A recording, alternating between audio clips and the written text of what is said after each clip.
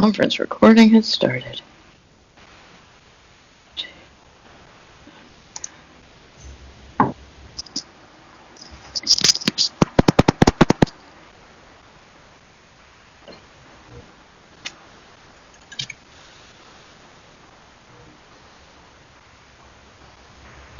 Sammy and I practiced this yesterday, and it worked yesterday.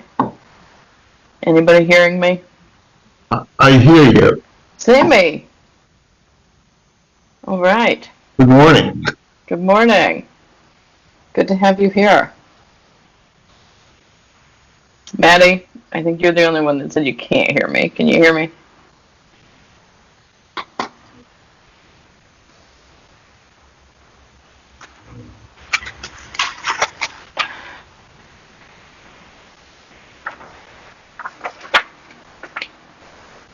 All right.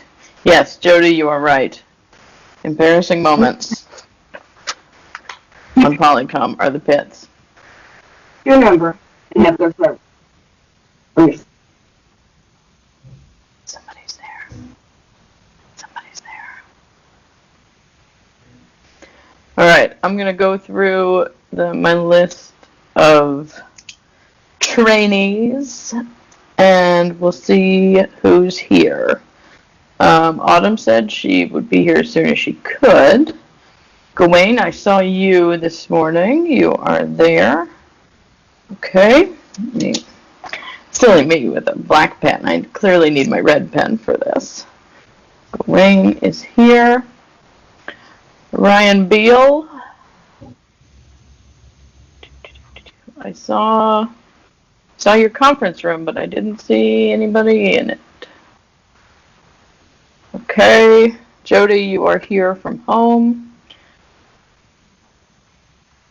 Autumn's here. There you are, Autumn. Good morning. Julie is here, but she's running around being a jack of all trades. Chris is here. Hannah, I saw you. You out there, Hannah?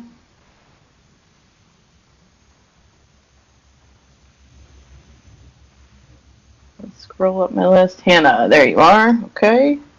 Josh said he was here. Jonathan. Jonathan, do I have Jonathan here? Doesn't look like it yet. I did see you from the same district that Selena is here, though. Okay. We've got Maddie. Okay, so we need Ryan and Jonathan. How about the originally scheduled fall group? We're looking for Bill Thomas.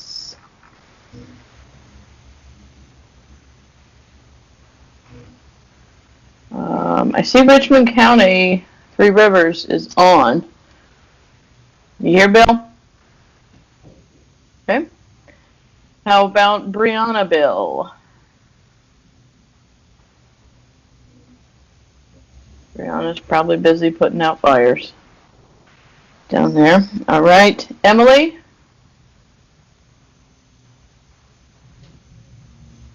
I saw Nicole was here. Nicole, any word on Emily?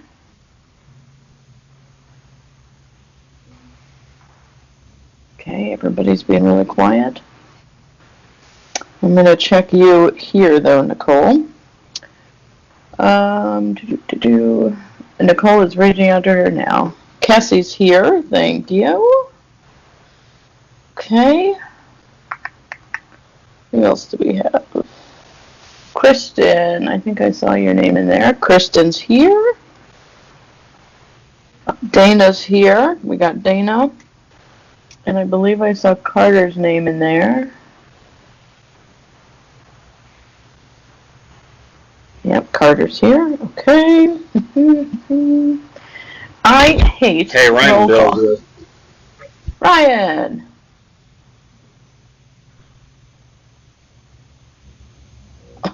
Only see your khakis. There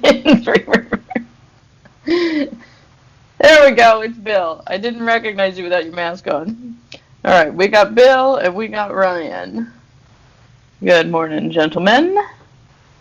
Okay. Catherine Roy, are you out there? I did see Lauren. There you are, Lauren, and Lee is there. Lorena said she might be a couple minutes late. Rodney, are you out there? It might take a while for the sound of my voice to get to Rodney because he is in the far reaches of Linnawisco. All right. And then Christopher Hinton. I saw. There we go. Chris H. Good morning, Chris. All right. Hey, Ann. This is Rich. Am I giving you host control on this? You can give host control to Sammy. I don't trust myself with that.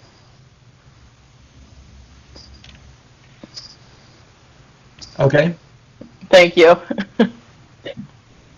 Thank you, Rich. All right. See you later. All right. Oh, I have a sad message from Selena. She says she's here, but can't hear anything. It just keeps saying connecting. I would say that is a connection issue. And I don't know what to do. Sammy, do you have any advice when... If you go to the email with the join meeting info, we have alternatives. We can join by phone. Yes. You want to try that, Selena? Well, she can't. Selena,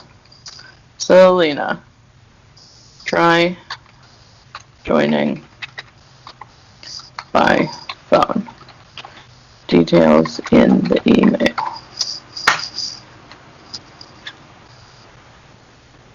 Oh, I see movement in Linnawisco. It takes a while for sound to travel out there as well as the sun. Hey. Yeah. Hey, that's not nice.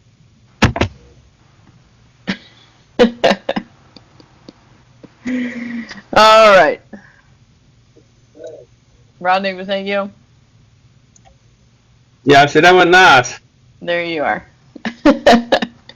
Hey, it takes a minute for Linnawisco to wake up. It's okay. All right. Well, I think... Oh, Emily. I see you there, Emily. Welcome.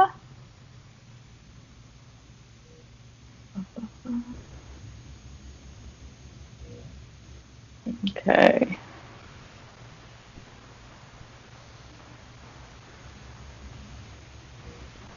All right. Well, we're not going to wait around for the rest of them. They'll be here. We're just missing 3, and hopefully they'll catch up with us shortly. Okie dokie. That was fun. All right. So I have my phone like perfectly positioned on a speaker, a Bluetooth speaker, and like a little exercise massage thing. So I'm going to try to be really careful with it. But there she is. Sleepy little angel.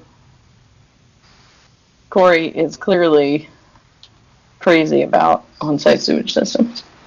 I hope everybody has their pets. Oh, see, it was carefully balanced and I went and moved it. Hope everyone has their pets and their loved ones near. Okay, Julie wants me to bring Corey with me. We'll see. We'll see. Design camp too. Corey does like going to design camp too. And Nicole, thank you for spelling Corey correctly. I can't tell you how many different ways people spell her name. All right. I'm going to turn off my video now and get started with the presentation. It's 8:11 right now. I really hope it doesn't take the whole full 4 hours to go through this. All right. Let's see if I don't screw this up. Okay. Video off. Remember what I look like. Okay. Now share content. Screen 2. Working on it, working on it. Okay.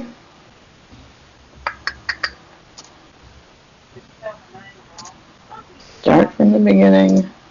Let's swap. All right. That should do it. Does everybody see my slide? Hopefully so. I have to put, pull my notes up. No, not notes, chat.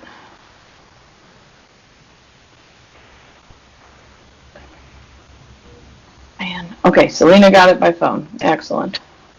Excellent. Okay, I've got my chat up here in the corner so I can keep up if you guys have anything you need to say to me. And let's rock and roll. All right. Hopefully this is the last time I will ever do this. Whoa, almost fell off my chair. Hopefully this is the last time I ever do this live and in person. Sammy and I are working to get this into an e-learning format so that people can just kind of take it at their liberty between Basic Skills Camp and Design Camp 1. We're hoping to break it up into like little hour-long segments where you can work through and there's examples and stuff. So I hope you guys don't fall asleep. Maybe enjoy it a little bit, but mainly don't fall asleep. All right, so welcome to Absorption Area Design and Site Development. This is the first of 2 webinar sessions for the on-site training program.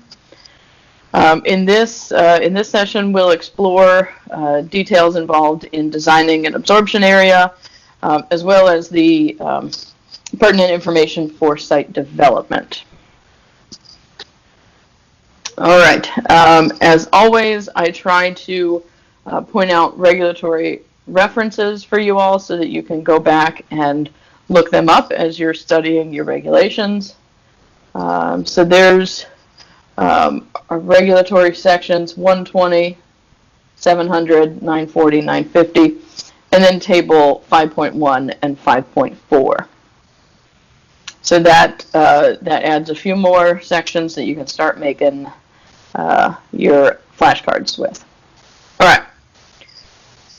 So absorption areas are summed up with 3 key points in the sewage handling and disposal regs.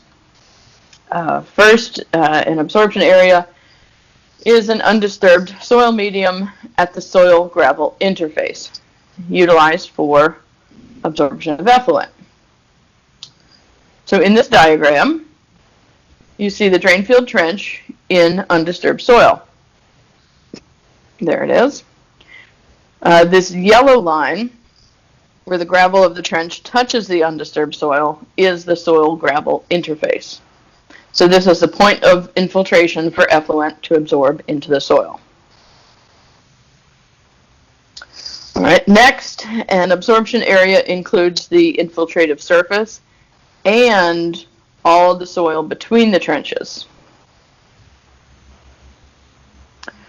Our third key point for absorption areas in the regs specifies an absorption area has to be placed in soil horizons meeting 2 minimum conditions. The perc rate has to be less than or equal to 120 minutes per inch. That's estimated or measured.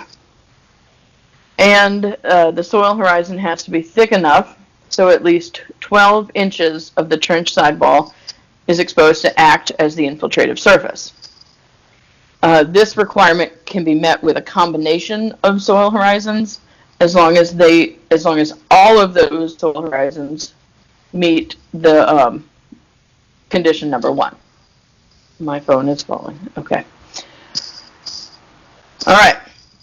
So we defined the absorption area. Now let's discuss how big an absorption area should be. Okay. The size of an absorption area is based on the design flow and the perc rate. If a sidewall touches more than one soil horizon, the perk rate has to be based on the slowest horizon. Just a note here, the minimum drain field size for a single-family residential system is 400 square feet. All right, let's elaborate a little bit on design flow and perk rate. Design flow is the amount of effluent coming from the building, in this case it's a house, and flowing into the on-site sewage system. We calculate design flow of a house by taking the number of bedrooms and multiplying by 150 gallons per day. The 150 gallons per day comes from table 5.1 in the regs, where it specifies that 75 gallons per day per person and 2 persons per bedroom for a single family dwelling. So for example, got a little behind on my animations there. A 3-bedroom house times 150 gallons per day is 450 gallons per day. That's our design flow.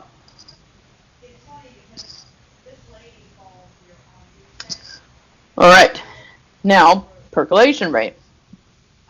The percolation rate is the rate at which gravitational water will flow through the soil. Table 5.4 of the regs specifies the minimum area requirements for absorption trenches. So we use the table by matching the percolation rate with the minimum square feet per bedroom. Let's look at a small example of it. So if we are using regular gravity flow gravel trenches and our percolation rate is 25 minutes per inch, then we need 237 square feet per bedroom.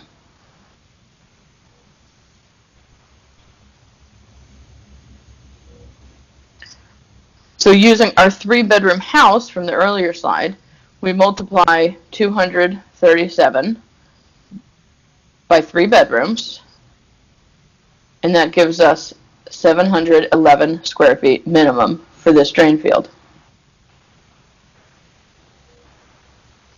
Okay, another way of determining minimum square feet required for an absorption area is using this hydraulic loading rate table. I know this table can look kind of intimidating at first, but let's see. You first determine the treatment level you want to use. That's the yellow, the green, or the blue. Yellow, septic tank effluent, green, TL2, and blue, TL3. And then you select the type of dispersal in those. Let's see, I think my next, okay, so there's treatment level. And then the columns, the 4 columns in each are the different types of dispersal. And then you have your perk rate over on the side. So here we zoomed in a little bit, get y'all a little closer. So in this case, we're going to use septic tank effluent. That's the yellow columns for gravity trenches. The perk rate was 25 minutes per inch. So we'll use 0.63 gallons per day per square feet.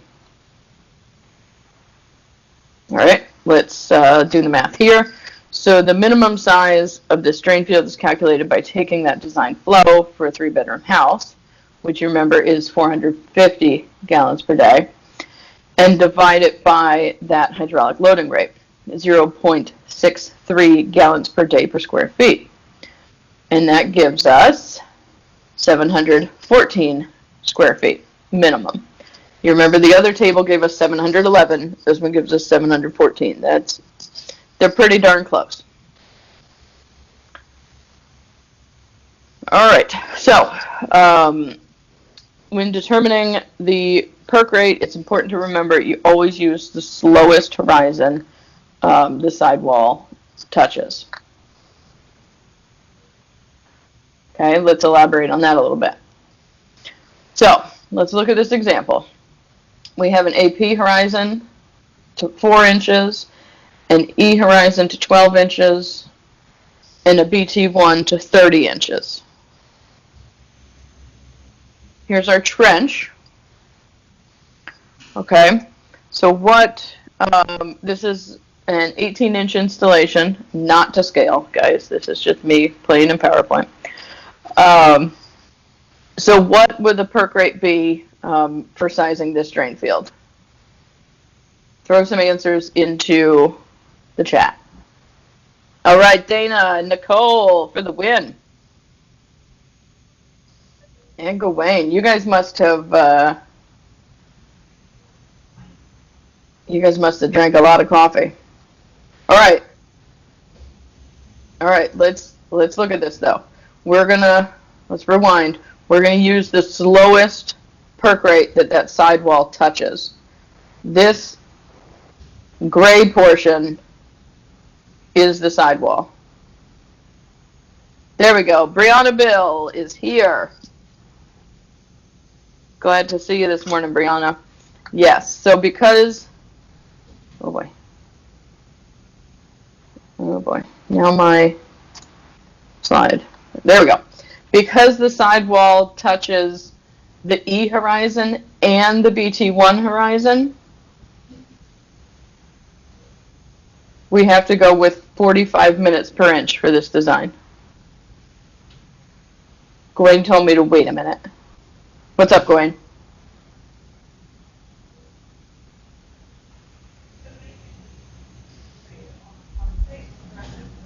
Oh, it's not 15. That is correct.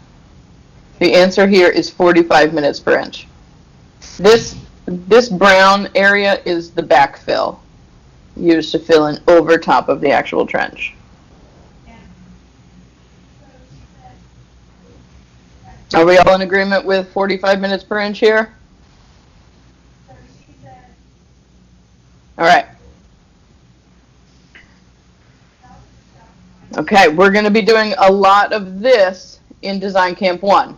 So just remember, your sidewall is 13 inches tall from installation depth to the top of the gravel, 13 inches.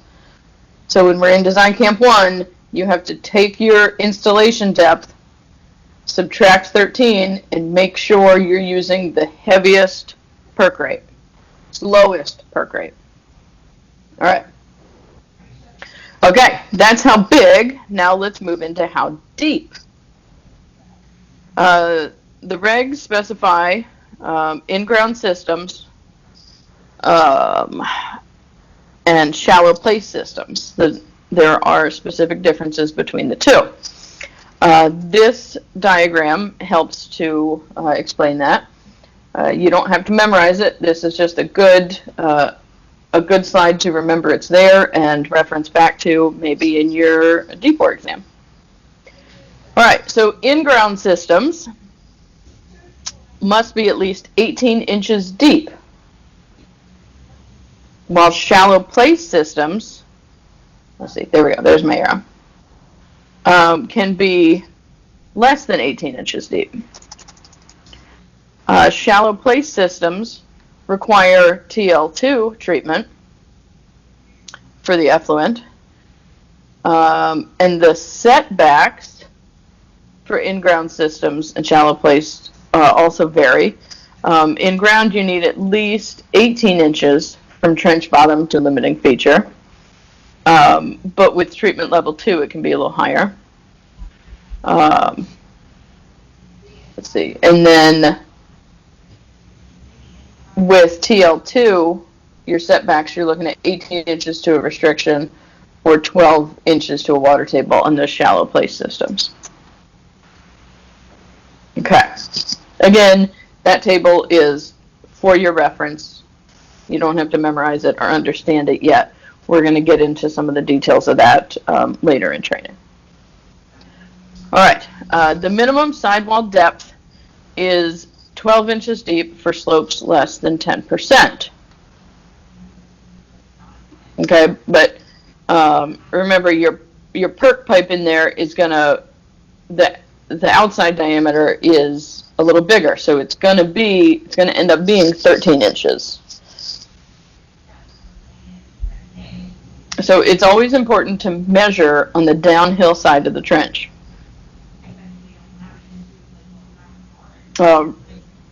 Ryan probably doesn't have to worry about that too much out in Matthews County, but Rodney certainly has to think about that out in Wise County.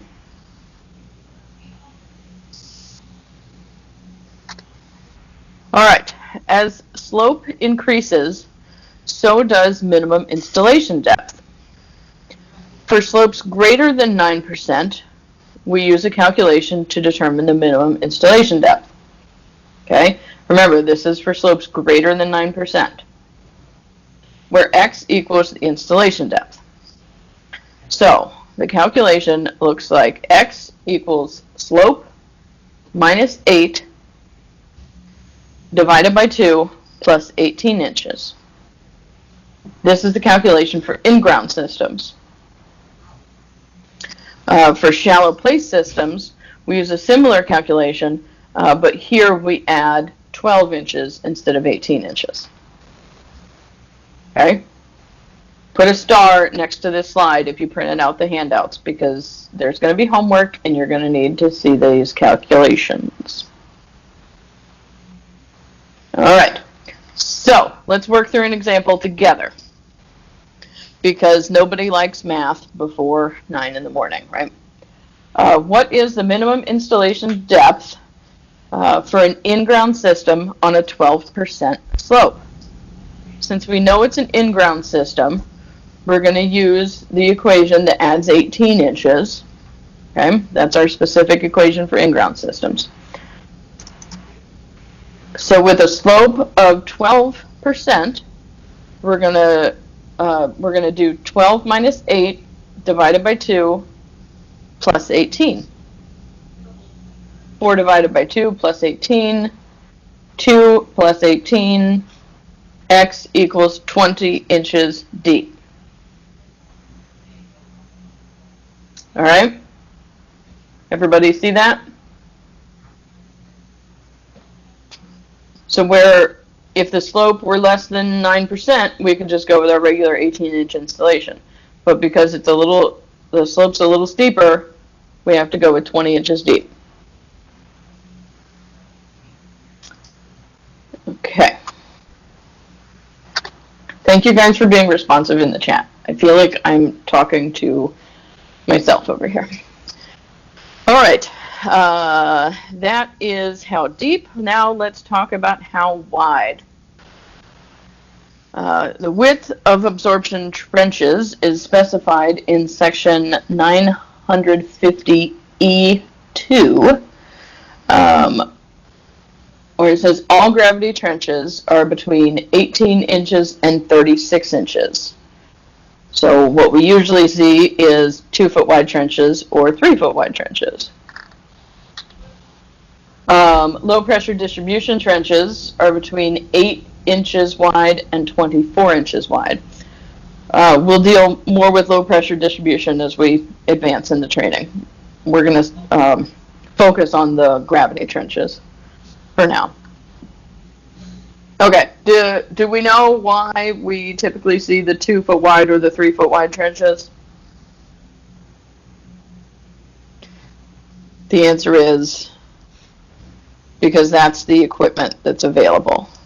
I think, there we go, Brianna with the bucket width. Yes, when they're digging these trenches with a backhoe, you're typically going to see just a 2-foot wide bucket or a 3-foot wide bucket.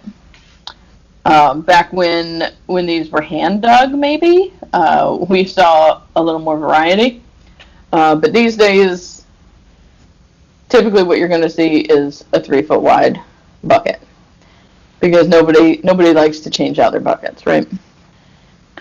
All right. Now, another width we need to consider is the lateral separation of absorption trenches. This is, in layman terms, we call this the center-to-center spacing. That means from the center of one trench, where that perc pipe is placed, to the center of the next trench over, where that perc pipe is placed. That's your center-to-center spacing. All right, so the regulations specify center-to-center spacing be at least 3 times the width of trenches. So when we have a 2-foot wide trench, can we guess what the center-to-center spacing is? Yes, 6 feet center-to-center spacing. Okay, and then if we have a 3-foot wide trench, what's our center-to-center spacing? 9, 9, 9, 9. Yes, we have a 9-foot center-to-center spacing. I wish I had M&Ms to hand out to you all this morning with your quick answers. Okay, so here is a diagram showing 3-foot wide trenches.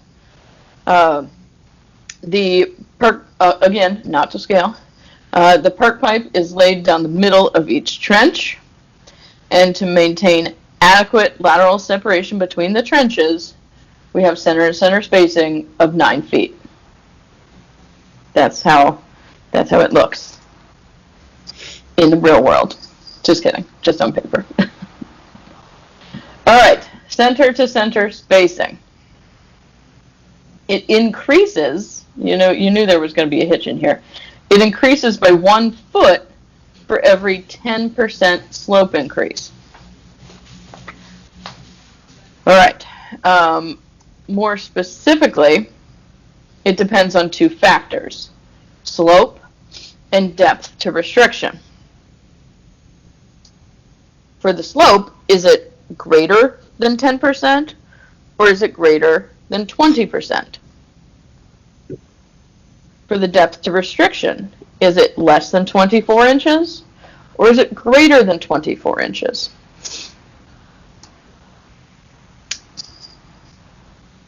Now, because I'm nice, I made a table. So, when your restriction is greater than 24 inches from the trench bottom, the increase in center-to-center spacing starts at 20%. Okay? And that's when you start using the calculation 3 times trench width plus 1. Okay? Now, on the other hand, if your restriction is less than 24 inches from the trench bottom, you're going to start your increase at 10%. You can use these tables with the equations to calculate center-to-center spacing on sloping sites. Again, when I assign your homework, you might reference back to these 2 tables. So you might want to dog-ear the page. All right, so that was center-to-center spacing. Now, another width we're always going to look at is our overall drain field width. To calculate the overall width of the drain field, we use the equation W equals N minus 1 times X plus Y. Now, that's way too much algebra. So W is our width. N is our number of trenches. X is our center-to-center spacing. And Y is our trench width. So let's go back to our example, our 3 trenches that are 3 feet wide with our 9-foot center-to-center spacing. We want to know the overall width. There's our equation. So first, we need to count the total number of trenches to plug in for N. 1, 2, 3 trenches. Okay. Now we need to know our center-to-center spacing. We already figured that out. 9 feet. Plug that in for X. Now our trench width is 3 feet. We'll plug that in for Y. So there's our equation that we're going to work out. Who already did the math? What is our overall drain field width? Yes, Smarties. 21 feet wide. Okay. All right. Knowledge check. When this is an e-learning, this is going to be, you guys have to select an answer and it tells you if you're right or not. but we're going to work through it together this morning. All right, so we have 4 bedrooms in our house, 5 trenches, 75 feet long, 3 feet wide, on a 6 to 8% slope. So we take our equation for overall drain field width. We're going to take our 5 trenches, plug that in for N. We're going to take our trench width, and because it's a 6 to 8% slope, we're going to plug in 9 feet for our center to center spacing, and then we're going to add our trench width to the end. So what is our overall drain field width here?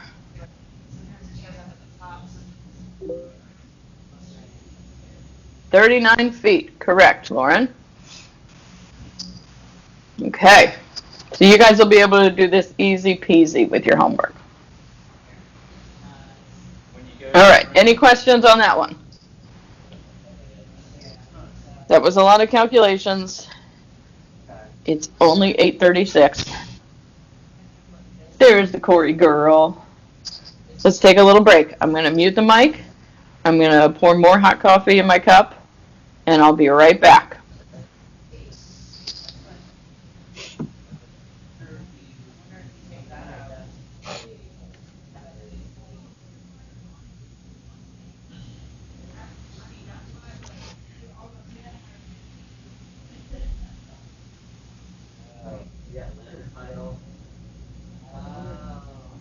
I wonder if you just take this out. That's what it says.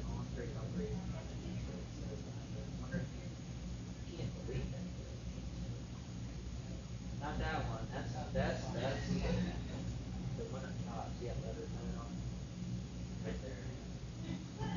Yeah, I mean, that's how you pick it.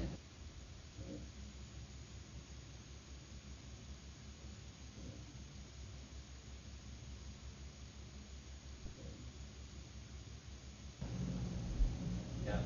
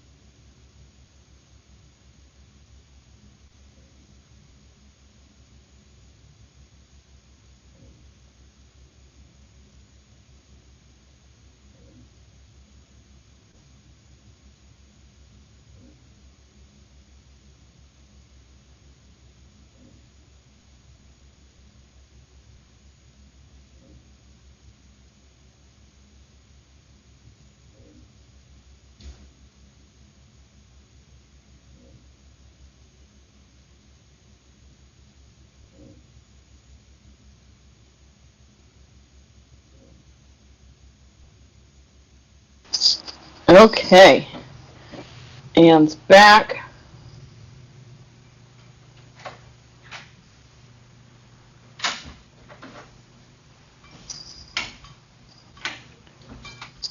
All right, I know this e-learning and stuff can be kind of hard, so I like to take several small breaks to stand up and look away from the computer.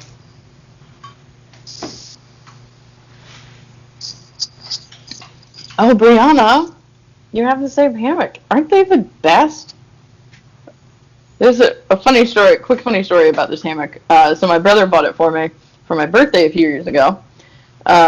It's the double nest, and he bought it online thinking that when he and I went backpacking, we could sleep in it together. And it was like, but that's not gonna happen. And he was like, well, you know, we'll do like head to feet, you know. I was like, no, that's not gonna happen.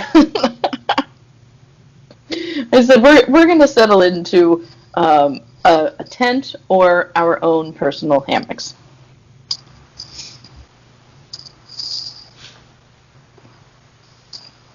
So yeah, don't anybody let your brother trick you into sleeping in a hammock, because that ain't gonna work out.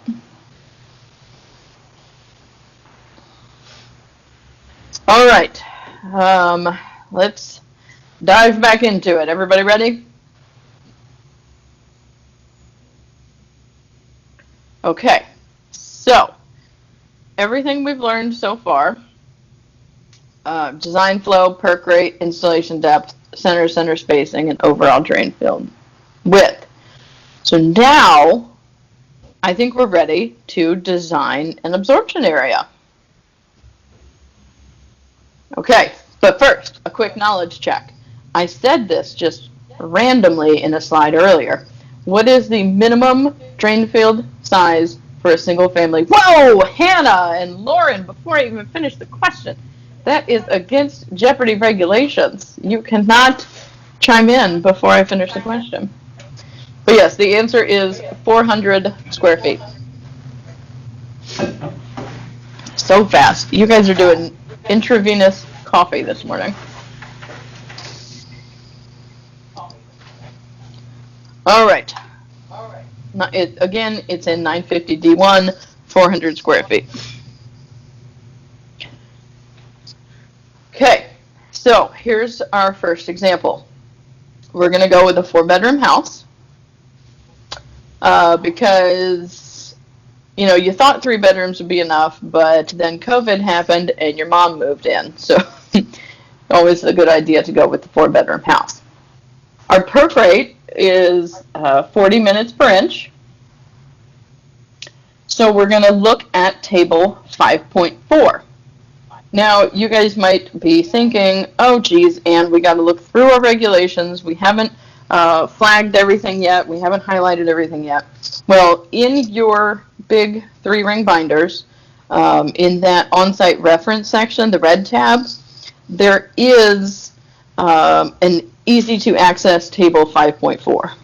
Okay, so you don't have to remember the specific page in the regs. Just go to your red tab in your Onsite binder. All right, so now that I said it's easy to find, who can tell me what the minimum square footage is for a 40 minute per inch perc rate? All right.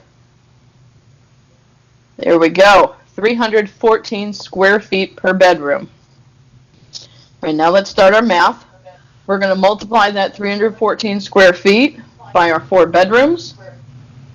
We're going to get 1,256 square feet. We're going to use 3-foot wide trenches for this one. So we're going to divide that by 3 feet. We get 419 feet. On this property, we've got about 70 feet on contour, so let's use 70-foot long trenches. So we divide the 419 by 70. Gawain, what? And you come up with 5.98. We round that up to 6 trenches. Now, Gawain is really going against Jeopardy rules here because he answered it before I even got to the question.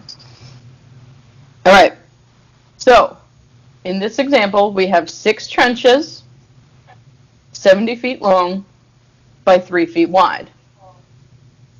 What is our total square footage? Boom! Very good.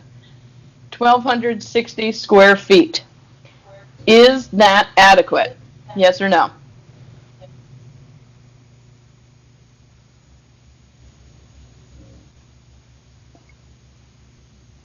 Oh, you guys got quiet on that one. There we go. Yes. Yes, that is adequate because our minimum was 1,256, and we designed it to be 1,260.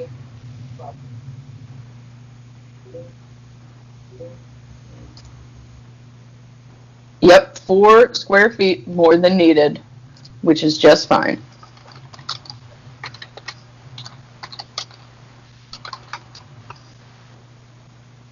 All right. Oh. Now, that time we used table 5.4. This time, we're going to use our loading rate table.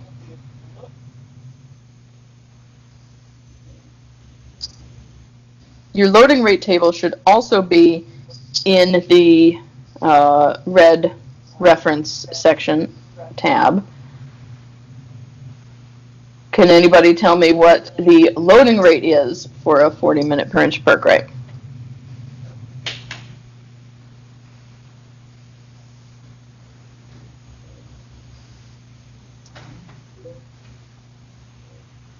Yes, 0.48 gallons per day per square feet. So here we take our 600 gallons per day, that's our design flow for a 4-bedroom house, and we divide it by 0.48 gallons per day per square feet. The gallons per day cancel out to give us 1,250 square feet. Again, our 3-foot wide trenches gives us 416.7 feet. 70-foot long trenches gives us 6 trenches.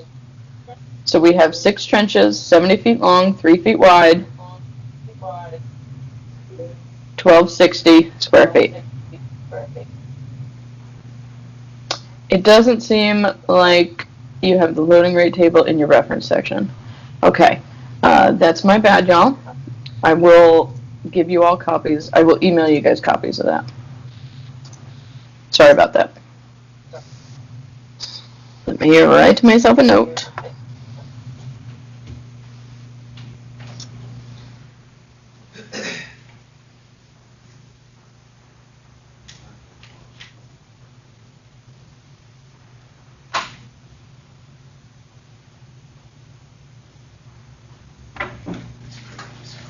All right. So now, okay, let's look at our overall drain field width. Here's our calculation again. So we're going to take our 6 trenches minus 1 times 9 plus 3. And we're going to get an overall width of 48 feet.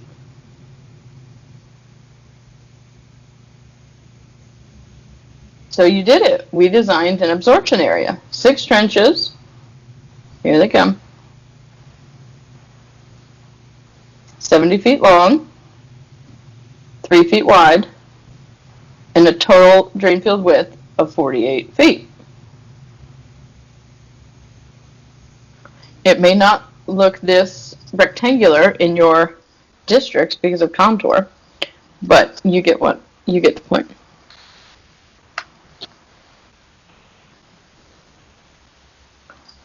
All right, so now that we know how to calculate the size of an absorption area, let's look at some specifics of drain field geometry. Now remember, flow must be split evenly. I can't emphasize it enough. So equal flow leaving the D-box into each trench. Let's look at some trenches with equal length. Both of these drain fields have 1,200 square feet.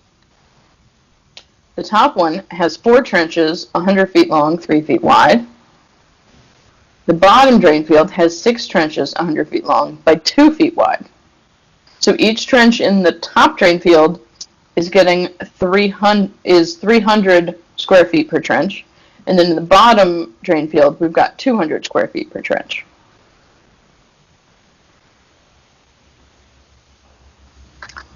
Trenches with equal square footage. Here we have 50-foot trenches, 3 feet wide. So each trench has 150 square feet. Each trench is an eighth of the total area. It's receiving an eighth of the daily flow.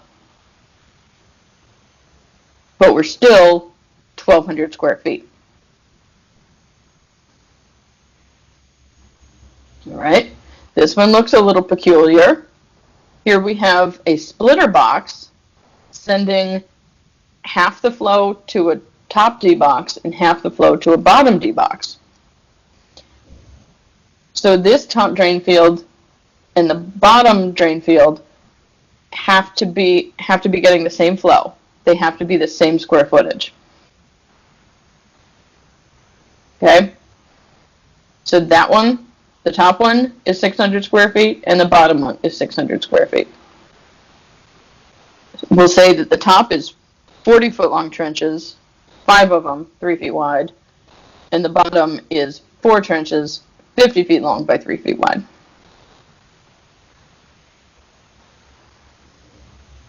Okay? Then there's this old trick called the butterfly.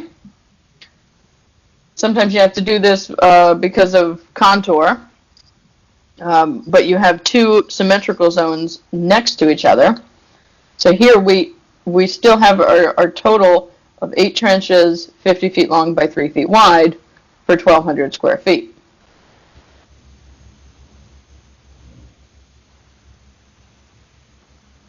Okay, here's another funny looking one. We'll say the slope goes down on either side, and this D box is at the top of the slope. Here we still have our 8 trenches, 50 feet long, 3 feet wide. We still have our 1,200 square feet. You see, when we worked on our contour and slope exercises in Basic Skills Camp, this is the kind of thing we were gearing up for. Finding that contour, finding an appropriate slope to place the drain field. All right. We know that not all slopes are perfectly linear. We learned about convex and concave slopes in Basic Skills Camp. So when we get that convex or concave slope, the distance between trenches will start to vary along contour. This is also known as splayed trenches. So in the example on the left, the slope shape is linear. The trenches can be installed with 9-foot center-to-center spacing while following contour. Okay. In the example on the right, the slope shape is convex. Remember, this is going to give us our smile. So that convex shape pushes the center-to-center spacing wider than 9 feet to follow the contour of the land. You guys see how that differs?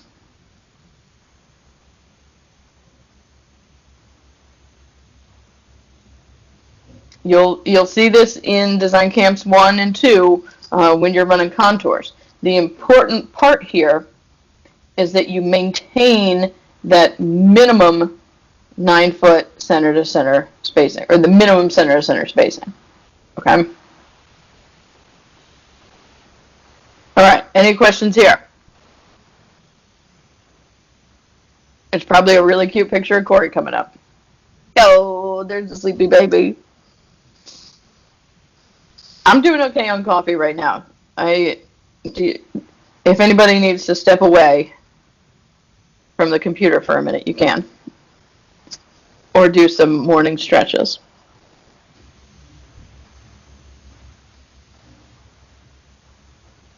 Let's see what the next slide is.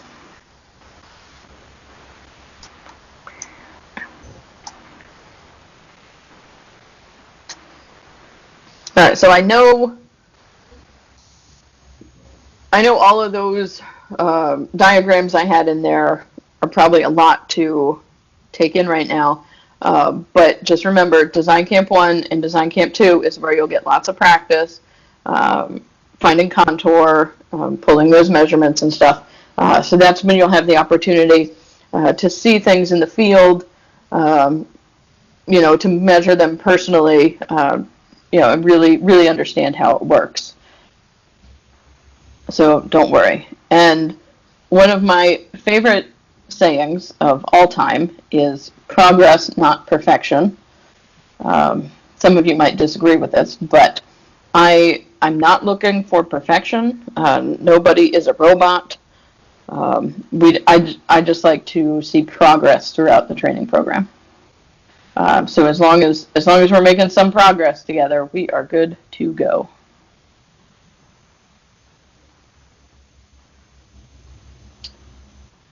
All right. Gwen asked a good question. When the slope allows for the widening of center-to-center spacing, would that cause a change in the drain field area? So yes, when you do have wider center-to-center spacing, your overall drain field width will likely change. And that you're still going to have the same square footage of drain field trenches, but it's going to be the overall width. Now your overall width is just that perfect square, or where you're installing, where you start the trenches. But on some of these splayed trenches, it might be wider at the distal end of your drain field than it is at the front. For example, let's go back to this one. So here where the D-box and the header lines are, we're only about 9 foot center-to-center spacing, but then we increase to 12, 11, and 10. So it's going to be a wider measurement here than here. So our overall calculation would be more of a polygon than a perfect rectangle.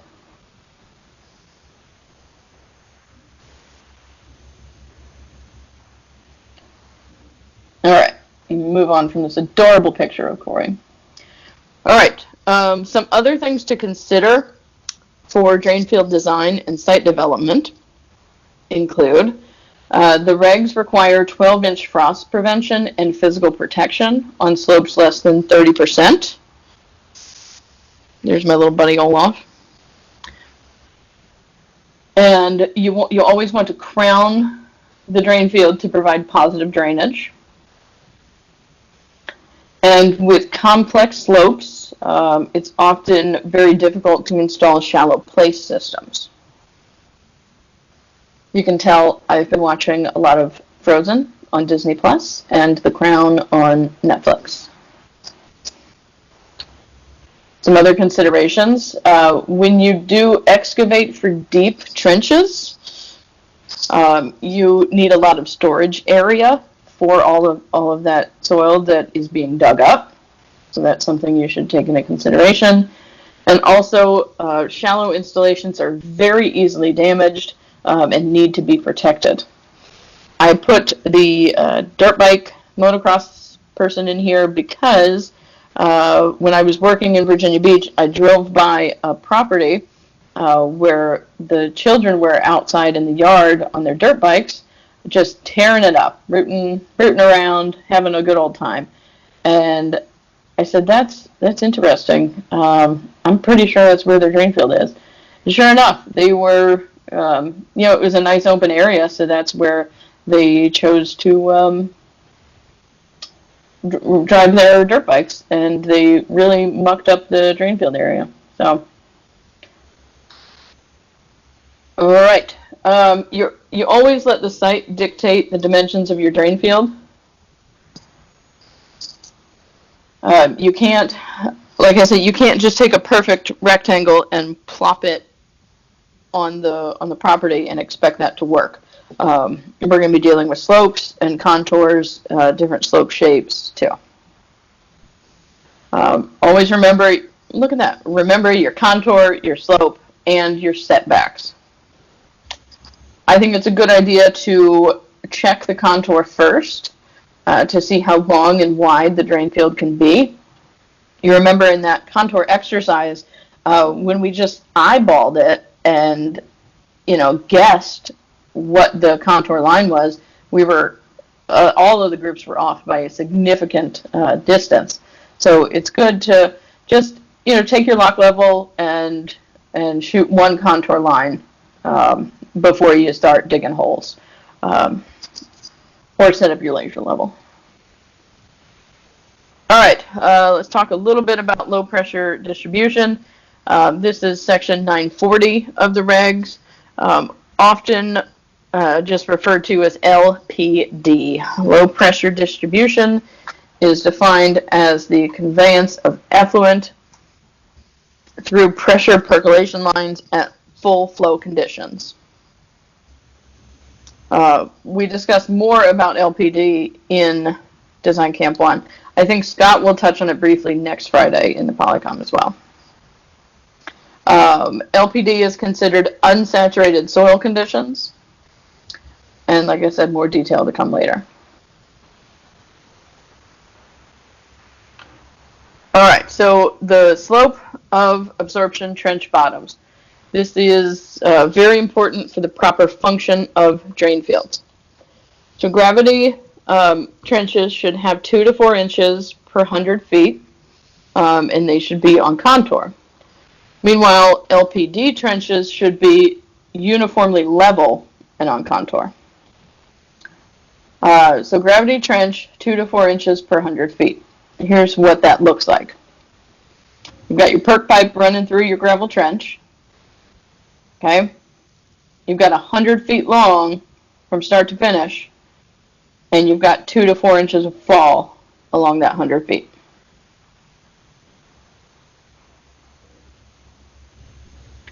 Okay, now, in certain cases, a drain field can be installed below a restriction in the soil profile. We will likely deal with this one day in Design Camp 1. This is my way of throwing a wrench into your design. But I'll be there to work through it with you guys, don't worry.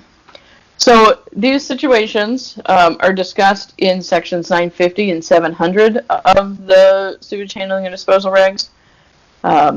So types of restrictions include rock, impermeable clay, or soil pans. So when you install below a restriction, your trenches are required to follow, what am I trying to say? Trenches require the following. All right. So your trench bottom has to be in texture group 1, 2, or 3. No texture group 4 soils here. The soil horizon has to be a minimum of 3 feet thick. And it can't show any characteristics of wetness or restriction of water movement. 2 feet of the soil horizon, and there has to be 2 feet of soil horizon between the trench bottom and water table or rock. At least 1 foot of the trench sidewall shall penetrate the soil horizon. Okay, so then if you meet all of those standards, then you install a lateral groundwater movement interceptor. All right. Also called an LGMI for short. All right, so an LGMI is used to divert groundwater from the absorption area. LGMIs are placed upslope of the absorption area and perpendicular to the general slope. The invert of the LGMI has to extend into but not through the restriction. The LGMI should extend 10 feet laterally on both sides of the absorption area.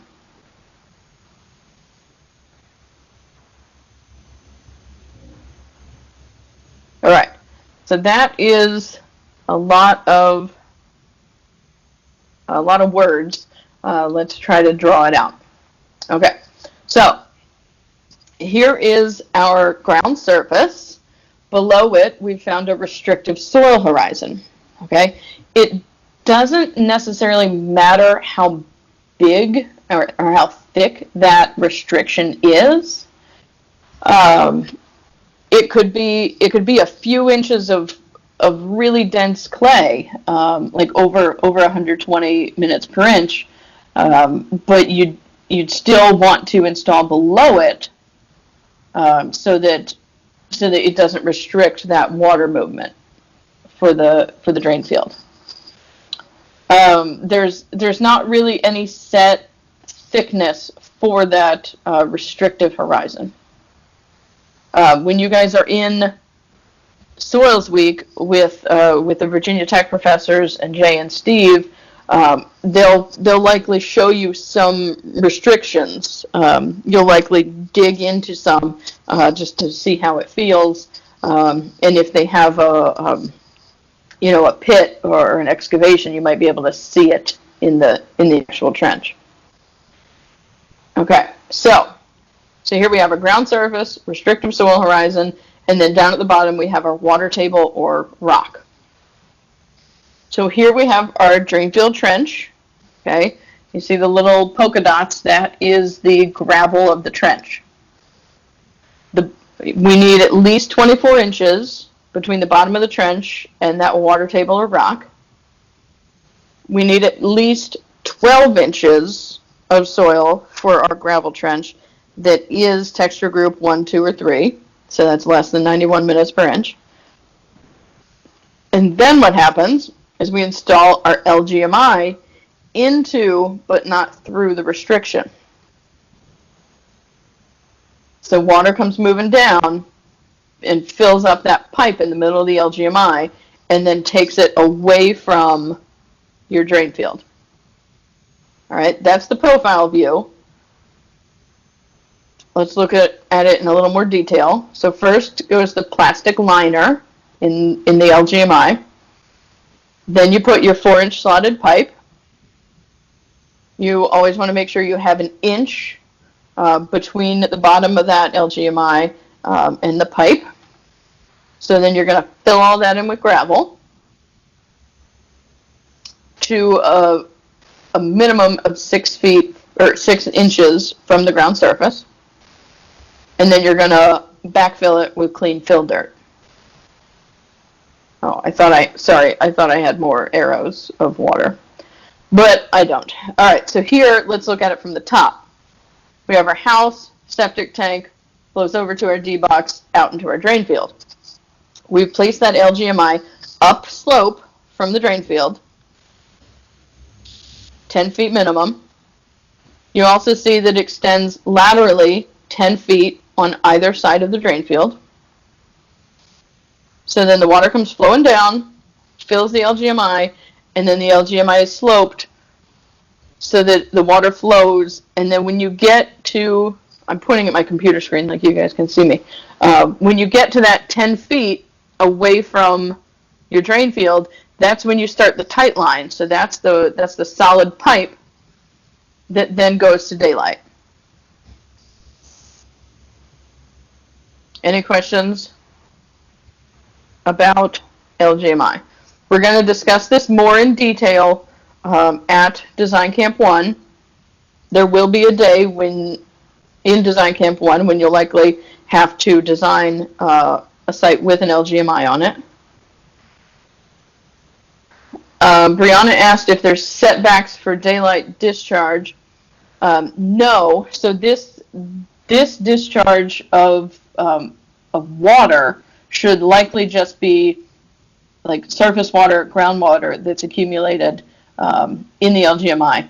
What you don't want to do is daylight your LGMI right next to another drain field, or right next to a well, because that's going to be a lot of flow, at the surface. Property line is Brianna's next question. Yeah, so this daylight should definitely be on your property because there's going to be pipe this whole way until it comes out on the ground surface here.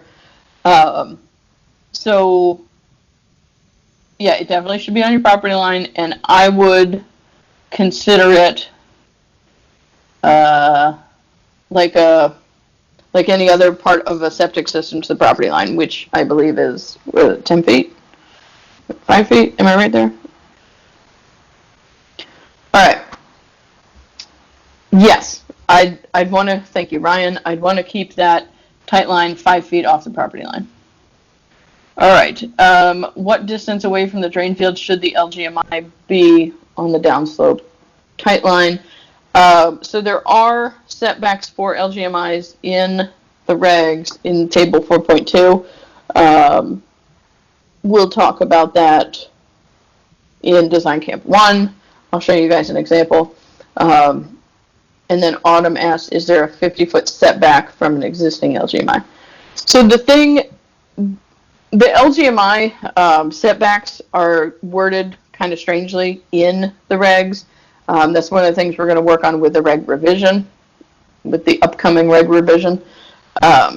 So because of the way the water flows into the LGMI, you want to make sure that your neighbor's drain field is plenty far away from that LGMI. Because if your LGMI is too close to your neighbor's drain field, downslope, then their effluent could likely, come straight into your LGMI and then be daylighted. So that's when you want to keep, I don't have my regs handy. It's 50 and 70 feet, I think. But we will look at this specifically in Design Camp 1. That hill where you guys did your contours and slope exercises is a perfect position to lay out an example of an LGMI. Sorry, I don't have better answers for you right now. All right, here. Oh, looky here. Here's our setbacks for LGMI. All right, so 50 feet for table 4.1. 4.1 is the pre-treatment parts of your system. Okay, and then 4.2 is for the drain field. So when a trench is upslope for texture group 1 or 2, you want 70 feet. When a trench is upslope for texture groups 3 and 4, you want 50 feet. So if we go back to that example and we say that our downhill neighbors also have a drain field, okay, we want to make sure that, hang on, no, our upslope neighbors have a drain field. We want to make sure that our trench is either 50 or 70 feet away from that drain field.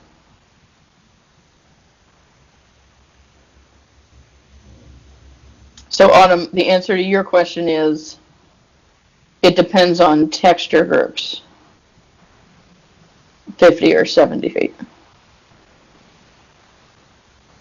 Okay, we'll talk more about it. I understand it even better when we're talking about it in person and we're actually looking at a sloping site. It's hard to look at a computer and imagine daylighting and upslope neighbors and stuff. All right. Oh, and then 10 feet when the trench is downslope. Okay. Any questions there? Probably another cute picture to Corey. All right. I do need to wet my whistle and get a little more coffee. If you guys don't mind, I'm going to walk into the kitchen. We'll take like a 5-minute break, stretch our legs. I'll be back at 9:18.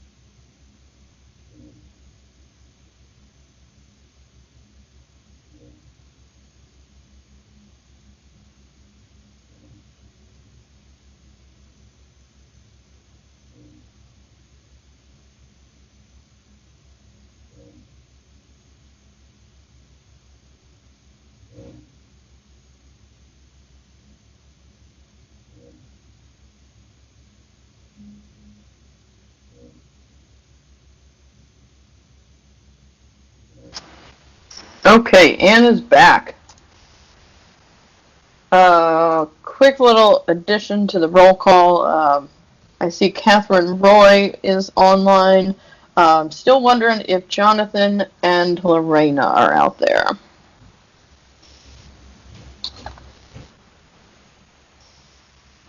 Okay, Lorena is here.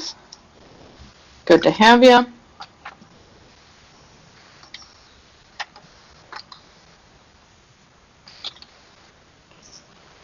And Jonathan is here. All right. Yeah, that is everybody. All right, let me quick respond to something, and then we'll get going again.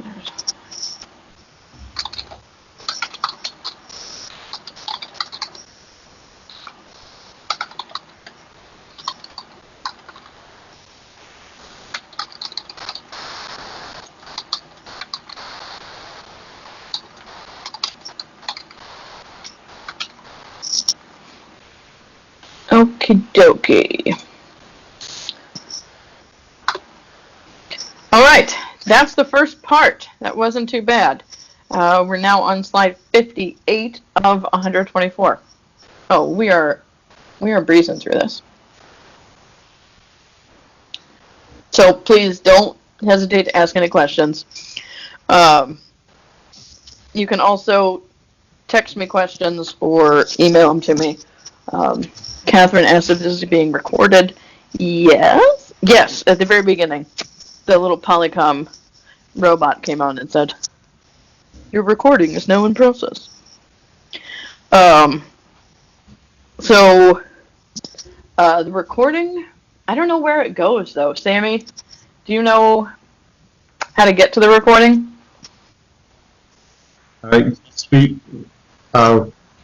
After the training, we can make it available on anyway on the website or something. We can make. Okay. Sammy is gonna make it happen. All right, let's dive back in. All right, so now that we have learned about the specifics of absorption area design, let's dive into some of the regulatory aspects of site development. It's very important to follow these regulations and policies to ensure that your on-site sewage system functions correctly. So look at all those regulatory references. A lot of good stuff there. Hope you all are reading your regs. All right. Section 700 of the regs explains 6 points of site preservation and alteration. I misspelled that in my notes. Whoops. So here we go. 1, or A, preservation of soil structure. B, removal of vegetation. C, grading. D, drainage. E, protection of subsurface soil absorption system. F, pre-placement and post-placement of utilities. All right, first let's look at the preservation of soil structure. Soil structure can be preserved in 3 ways. First, construction of on-site sewage systems is prohibited in texture groups 3 and 4 when the soil exceeds the plastic limit. Steve Thomas did an example of plasticity in soil when he rolled out the little, what did he call it, a thread. I call it a worm. All right, so plastic limit. What is the plastic limit? You can determine the plastic limit by forming a ball of about 2 grams of soil, rolling the ball between your palms. This process is similar to rolling children's Play-Doh. So then you roll it into the form, the shape of a snake or a worm or a thread. If you can produce a thread of soil that is 1/8 of an inch in diameter without breaking apart, the soil exceeds the plastic limit. There's a little visual. On the other hand, if your soil thread breaks apart before you reach 1/8 diameter, the soil does not exceed the plastic limit. If the soil in the drain field area exceeds the plastic limit, the soil can be compacted and smeared as a result of the prohibited installation. So the damage caused by soil compaction and smearing is irreversible.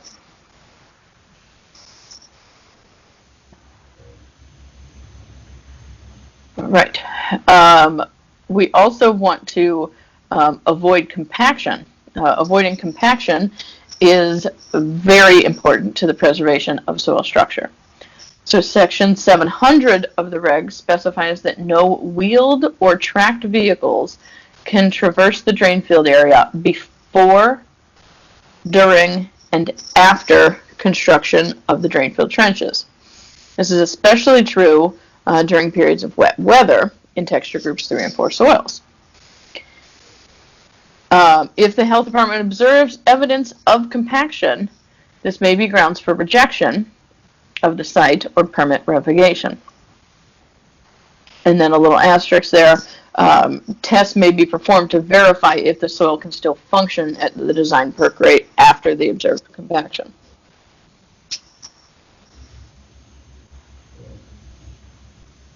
All right, avoiding soil smearing is also very important to preserving the soil structure. Section 700 also specifies that installers can only use excavating equipment designed to not compress or smear sidewalls or bottoms of drain field trenches. Smearing the soil in the sidewalls, or bottoms of the trenches is irreversible damage.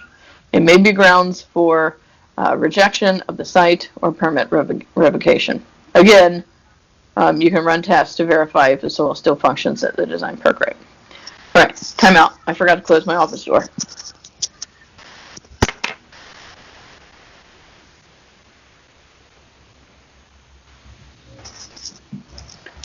Okay, I'm back. My sister calls every morning and talks to my mom, so there's screaming babies on the phone in the other room. All right. Okay, the next point is removal of vegetation. All hydrophilic trees must be removed from the drain field area and at least 10 feet around the drain field area. Other trees should be removed from the drain field area itself. Hydrophilic trees. These are trees that have a water-loving root system. The roots of these trees tend to seek out water wherever they can find it. Oh, I went too soon. An example, anybody ever have a weeping willow? My grandparents had one in their front yard when I was growing up, and it went right to their water line and their water meter and just tore everything up. All right, so when we're dealing with septic systems, these roots could grow into your perc pipes, your D-boxes, and even your septic tank, resulting in very expensive damage to the on-site sewage system. All right, so hydrophilic trees that we're looking for: maple, cottonwood, willow, and sweet gum. All right, the next topic is grading. So with grading, we have pre-grading, no grading until after the health department's site evaluation. Interim grading, all of the grading between permit and installation inspection has to be in accordance with any conditions of the permit. And 3, final grading, we want the surface water to be diverted away from the drain field. We don't want to damage the drain field with final grading. And prior to that final grading, we want to make sure the D-box, septic tank, and drain field are clearly staked.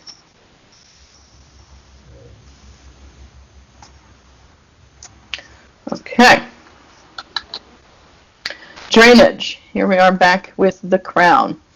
The drain field area and the area around the drain field should be graded to divert surface water away. The drain field itself should be graded to eliminate ponding water, and this is often referred to as crowning the drain field. All right. Drainage, prohibited from connection to the on-site sewage system. We don't want any non-sewage discharge connected to our on-site system. This includes roof drains, sump pumps, floor drains, and footer drains. These non-sewage discharges should be directed away from the on-site sewage system. You want to prevent water from flowing into, through, or over the on-site sewage systems. And in some cases, this may require the construction of a berm or a swale to protect the drain field. Right? The discharge of sewage in a basement pump used to collect non-sewage discharge is prohibited. Generally speaking, there are two types of basement pumps. A sump pump, not sewage. It's like a foundation drain. There's our sump pump. Or two, an ejector pump. This is sewage and used for basement plumbing fixtures to get the sewage up to a higher elevation to your septic tank, and then so forth.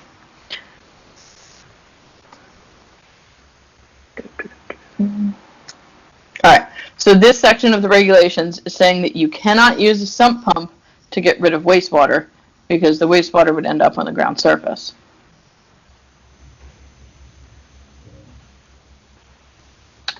Okay, next.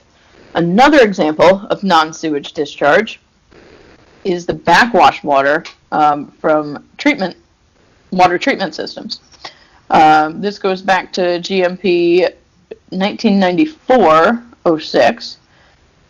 Says that brine from the water treatment system has no adverse effect on the bacteria in the septic tank, and that the only concern with connecting it is the chance of a hydraulic overload. All right, the policy does specify that water treatment systems should be operated within the following criteria. Less than 60 gallons of brine discharged per cycle, and less than or equal to 180 gallons of brine discharged per week. Any questions there?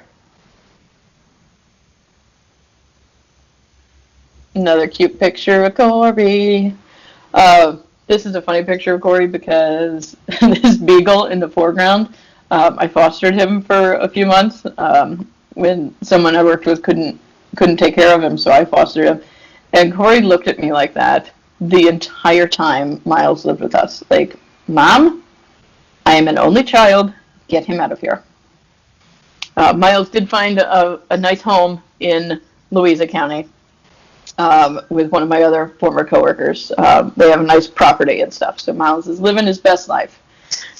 And Corey is still sleeping on that couch cushion in my office.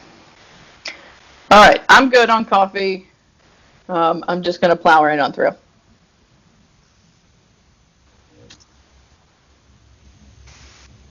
All right. So it's very important to make sure the drain field area is protected. Section 700 of the regulations specifies that no structures should be placed over a drain field. Driveways or parking lots can be placed over a drain field if there is more than 30 inches from the ground surface to the drain field. So these driveways and parking areas have to be paved with Portland cement or bituminous concrete. Portland cement being concrete, bituminous concrete being asphalt. The reason being it prevents compaction from the weight of the vehicles. All right, no driveways or parking lots over the D box unless the D box has adequate structural and access provisions. It's really best just to steer clear of it. All right, here is an important table. You might want to dog-ear this page because it's good to have. This table outlines the specific components of an on-site sewage system and the requirements necessary to have a driveway over top. So you can see that you can have those components under a driveway, but it has to meet specific requirements in the regs. And yes, you all heard me joking about circular driveways with fountains and stuff in basic skills camp. This is where that would come into play.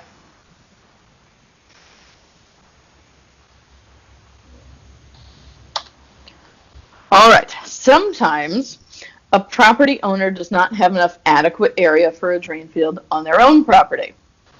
That's when an easement of perpetuity comes into play. What is this slide? Okay. So, an easement in perpetuity is necessary when all or part of an on-site sewage system is to be installed on another's property. This easement must be recorded with the clerk of court prior to the issuance of a construction permit. All right. An easement in perpetuity should have sufficient area for a handful of reasons. The easement should provide sufficient area to permit access to the proposed drain field area. For instance, the trucks and equipment need to have room to deliver the materials. Next, sufficient area to allow for construction of the drain field is also required. The easement needs to have enough room for the equipment to dig the trenches, for running the conveyance line, D-box, etc. Remember, more room is needed to store excessive soil during deep excavations.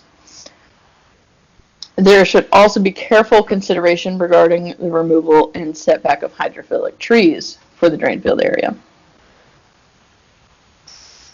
The easement also needs to have sufficient area for a reserve drain field. 50% reserve areas are required when the percolation rate is greater than 45 minutes per inch. And 100% reserve areas are required in specific jurisdictions of the Chesapeake Bay Preservation Area. You can see more about reserve area requirements in section 710 of the regs. And finally, there has to be sufficient area in the easement for maintenance of the system. This could include general inspections and sampling or replacement of deteriorating components. This, in the photo, used to be a distribution box.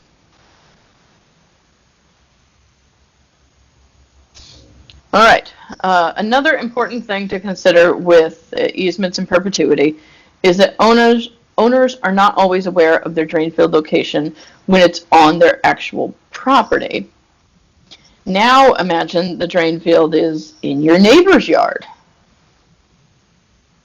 Property owners may not notice hydrophilic trees growing over the drain field. Fences or a long distance may prevent the owner from being able to actually see the drain field area. Depending on where the easement is, everyone needs to be extra careful with utility lines. And worst case scenario, if the drain field starts to fail and sewage breaks out on the ground surface, we know it's not going to be a good situation if your neighbor can smell it before you do. That's how Hatfields and McCoys happen, right? All right. An option to avoid having to use an easement in perpetuity, just throwing ideas out there. The land developer could configure lots to make sure there's enough area for drain fields The lots might not be perfect rectangles. They might resemble puzzle pieces in a way, but at least property owners would have the comfort of having their entire septic system on their own property. And of course, this is something you're gonna approach first with a subdivision review. Okay. Crossing highways. What if you have to cross a public road to get to your drain field? This is also covered in Section 700 of the regs. Only sewer and conveyance lines can cross a highway. Remember, well, that's a weird animation. Remember, this includes crossing the road itself or the right-of-way for the road. And you have to obtain a CE7 permit from VDOT first. And VDOT can impose conditions. Let's see where the arrow takes us. Okay. So, VDOT can impose conditions saying that they're not responsible for repairs caused by VDOT activity. The pipe must be sleeved or meet other construction specifications, or VDOT could require horizontal boring, etc. That was some weird animation. I'm going to have to fix that. Sorry, guys. All right. Let's move on to the specifics of utilities and on-site sewage systems. So no drain fields can be constructed in an underground utility easement. No buried utilities, public or private, can traverse a drainfield area. This means water lines, electric lines, and gas lines. The setback for a utility line is 10 feet to a drain field. Now, I mentioned in there no buried utilities, public or private, because that means the public utilities that you might have in your yard, like in my yard, for instance, I have the gas line and the water line coming up through the front yard.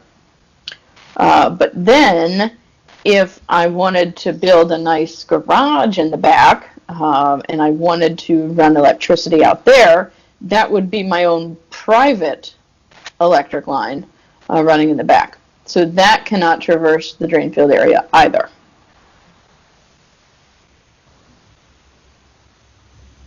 All right, knowledge check.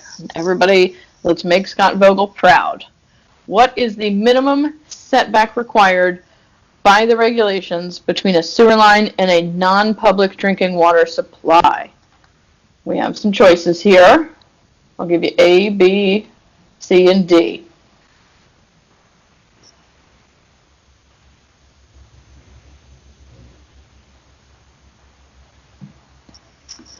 All right. If you chose B, you are correct. And the same goes for force mains too. So sewer lines and force mains. We want 50 feet between a sewer line and the non-public drinking water supply, unless it has special construction and pressure tested. But it can never be closer than 10 feet. All right. Great work. All right, GMP 1993-06 specifies when and how an on-site sewage system can be constructed in overhead utility right-of-ways and easements. This policy relates only to transmission lines, not individual service connections. All right, so transmission lines, we're talking about those big ones with the big towers and the big poles and stuff. Not the one that runs in my backyard from the property line to my house. Okay. It is okay to issue a construction. Wait, I have a question. Interesting.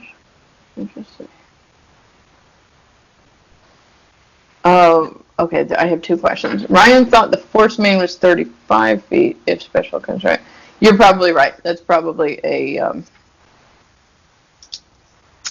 asterisk, a footnote that I didn't read. I'm gonna look into that, Ryan. Thank you. I respect you guys calling me out on this, okay? Because I look at these PowerPoints until my eyes cross. So if you see something, say something.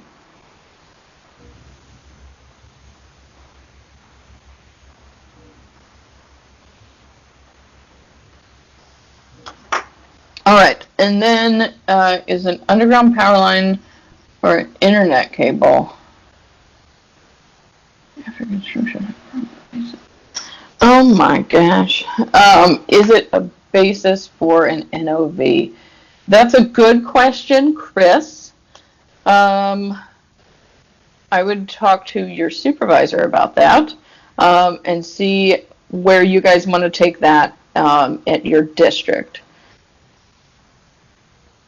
I guess putting a power line and an internet cable over a drain field after construction and approval, we want to think about the public health threat there, and if it depends. The answer is it depends.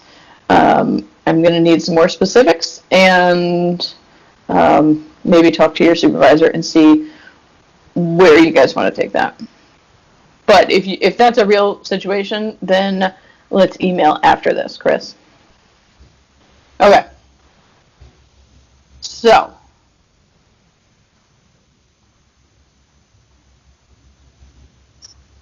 where were we? Overhead utilities. It is okay to issue a construction permit for an on-site sewage system if an overhead utility easement if 1. Permission is granted by the utility company, and 2. Installation not prohibited by the legal instrument that created the utility easement, and 3. The site meets the site and soil requirements of the regulations. We had a few of these permits under a big main line in Henrico County that we just had to get all of our ducks in a row. So there are 6 requirements for issuing a construction permit and operation permit with any portion of an on-site sewage system in an overhead utility right-of-way or easement. 1, it is subject the construction permit is subject to restrictions from the utility company. 2, the construction permit has to state that the on-site sewage system is in the right-of-way or easement. 3, a copy of the utility company's agreement must be attached to the construction permit. Oh man. 4, the construction permit must be recorded in the grantor's index with the clerk of court. 5, the operation permit has to state that the on-site sewage system is in the right-of-way. And 6, you have to attach a copy of the utility company's permission to the operation permit. Okay? Sorry the animation wasn't as fun for 4, 5, and 6. All right, you may have noticed an asterisk on number 4 in the previous slide. So if the property owner refuses to have the permit recorded with the clerk of courts, the refusal should be documented, but the permit should still be issued. And this also applies to drain fields, force mains, conveyance lines in an underground utility easement.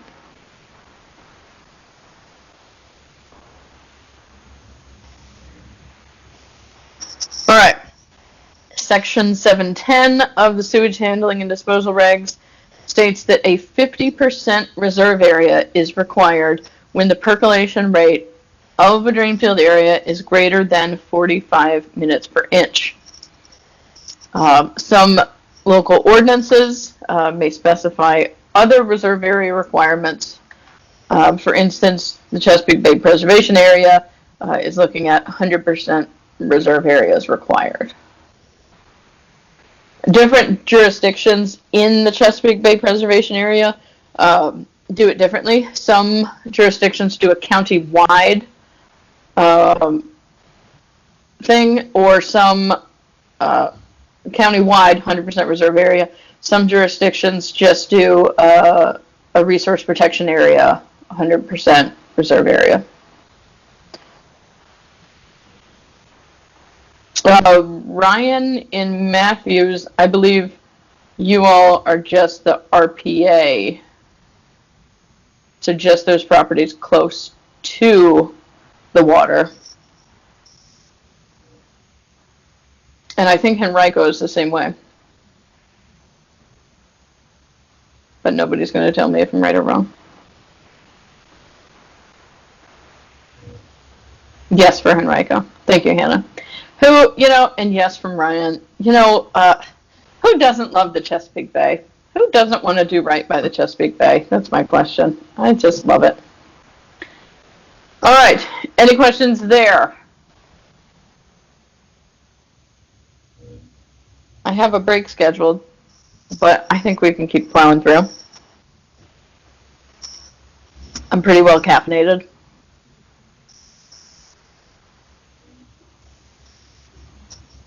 What time is it? It's been about 30 minutes. Well, are we good? Anybody need a bathroom break? Say aye.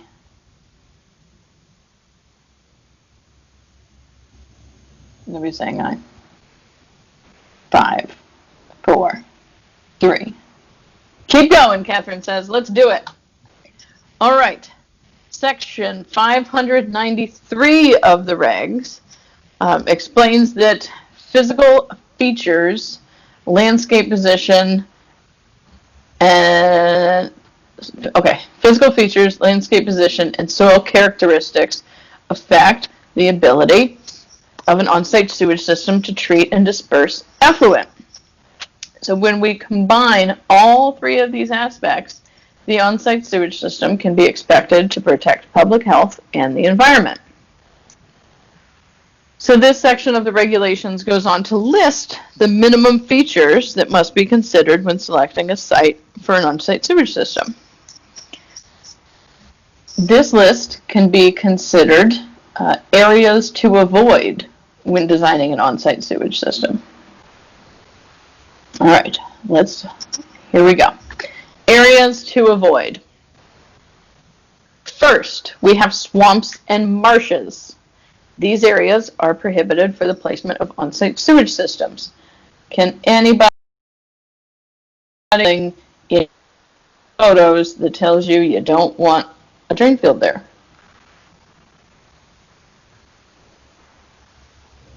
Lots of water. Water, water, water. Yep.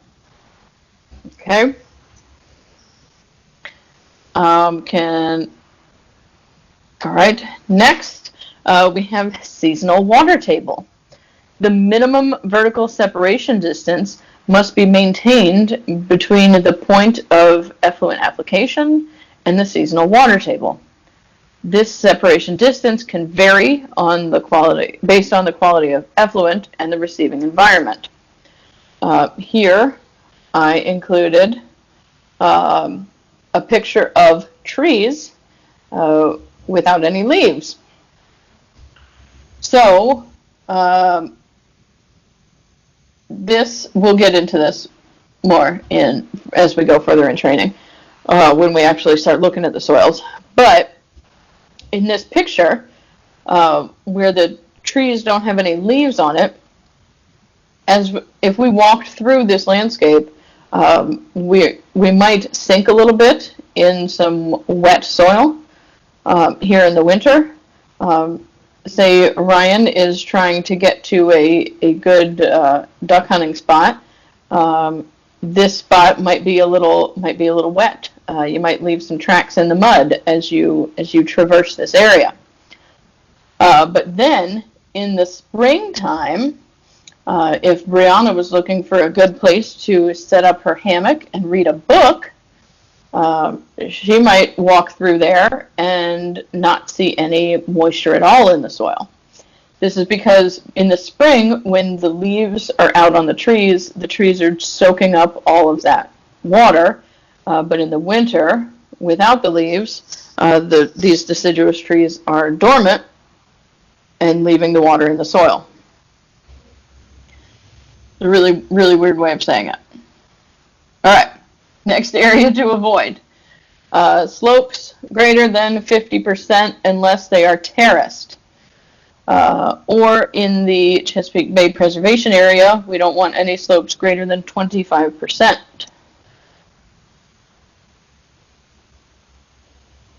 Okay, drainage ways are another area to avoid. No drain field should be installed in a drainage way that is subject to intermittent flooding. So if you are standing in a drainage way, the landscape will go uphill in 3 directions. You can also determine a drainage way on a topographic map. A drainage way is a concave landscape where water tends to collect instead of dispersing. This was one of the questions in your homework assignment back in Basic Skills. Okay. Drain fields cannot be placed in fill material, with the exception of Wisconsin mounds, sand on sand, and mountain colluvium systems.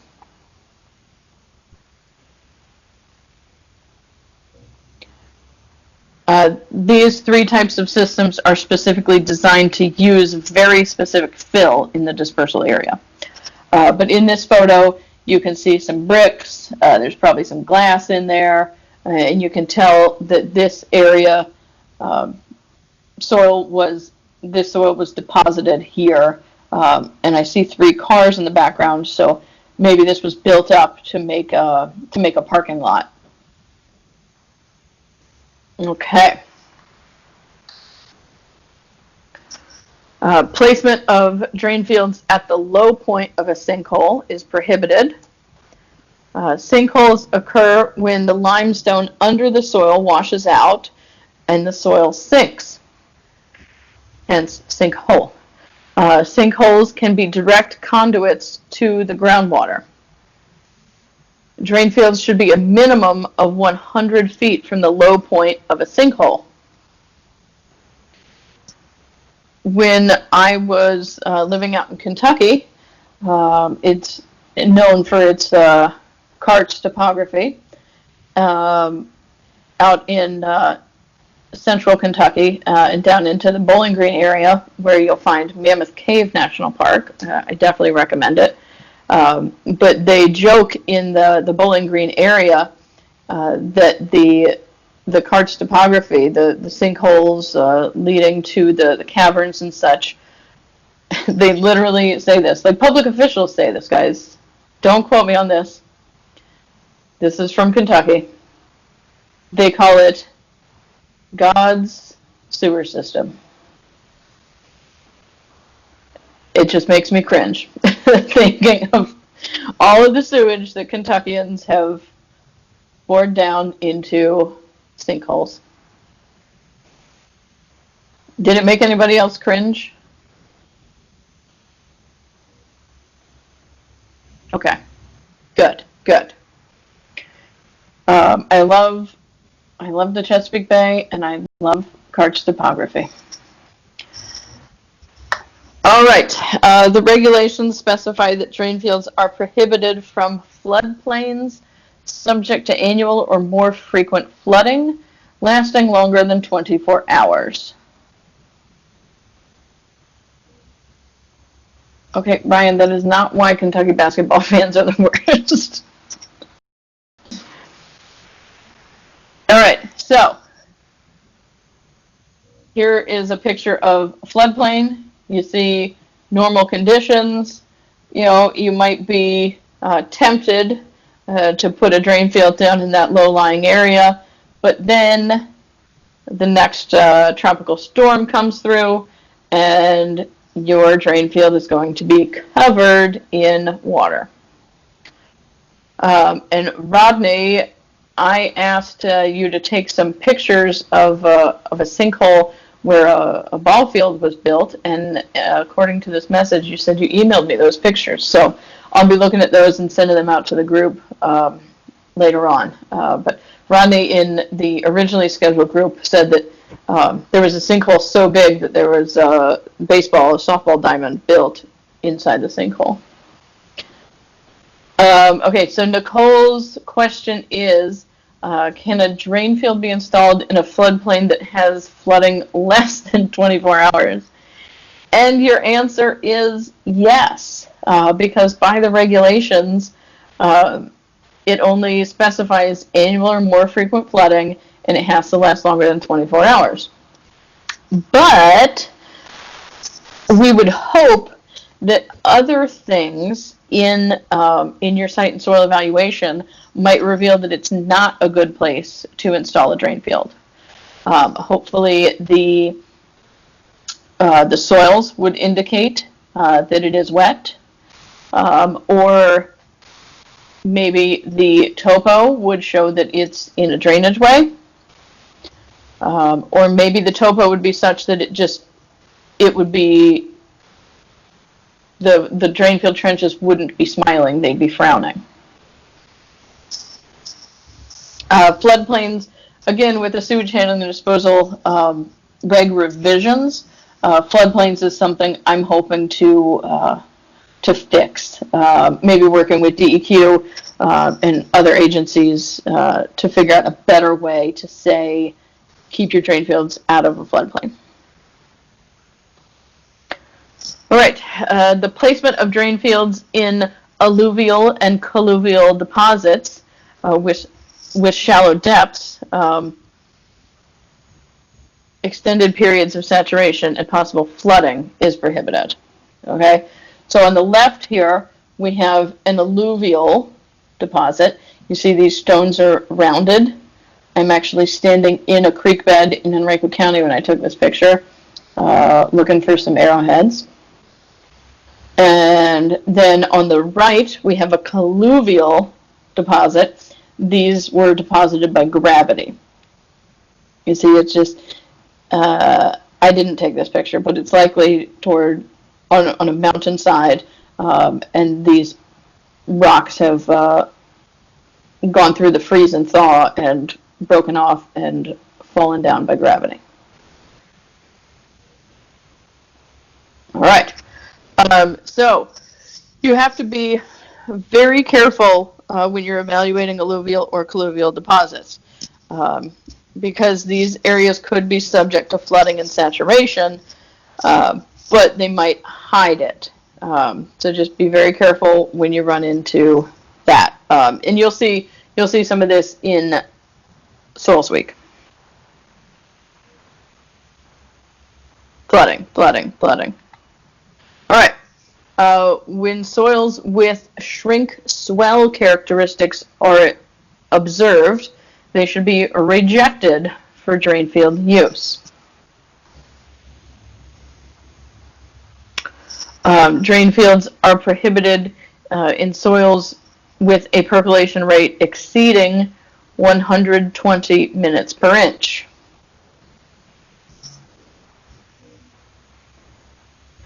And the presence of freestanding water in a profile hole is also grounds for rejection of a site.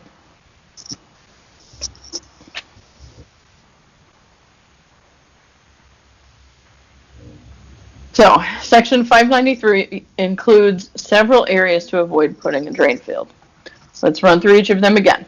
Swamps and marshes, seasonal water table, slopes greater than 50%, drainage ways, fill material, sinkholes, floodplains, alluvial and colluvial deposits, shrink swell, restrictive soils, those are soils greater than 120 minutes per inch, and freestanding water. Now look at that. I've made you all a nice, easy list to reference of areas to avoid. Brianna asked if I took a picture. I'm assuming you're talking about the one with the duck. I did not. But I could have yesterday in my front yard with the rain we got here in Richmond.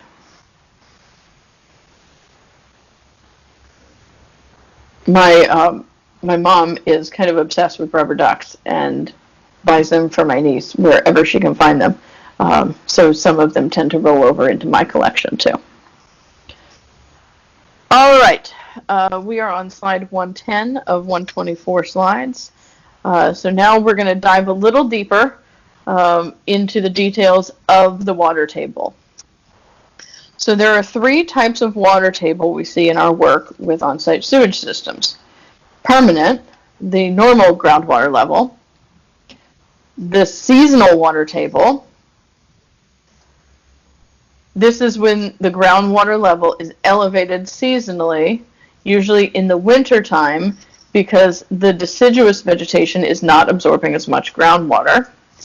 I said it a lot easier in that sentence than I did when I had the slide of the trees. And three, we've got the perched water table, and this occurs when groundwater is perched over top of a restriction in the soil. The seasonal water table is defined in the regulations. In the regs, we call it the portion of the soil profile where a color change has occurred in the soil as a result of saturated soil conditions or where soil concretions have formed. The depth at which these conditions first occur is termed the seasonal water table.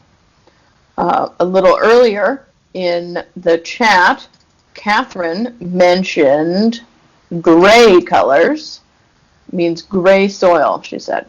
Yes, this is, Jay and Steve probably referenced this in basic skills when y'all were looking at soils. You're going to look for that gray. Gray is one of the color changes. Where? All right, so section 600 through 650 details the specifics of soil drainage management plan. The soil drainage management plan consists of constructing drainage ditches around a drainfield area to artificially lower the water table. So imagine the drainfield is a castle and the drainage ditches are the moat around the castle. Political subdivisions must enter into a contract with the Virginia Department of Health to use the soil drainage management plan. Currently, only Virginia Beach and Chesapeake utilize the soil drainage management plan. Jody, have they put you through the internal SDMP training?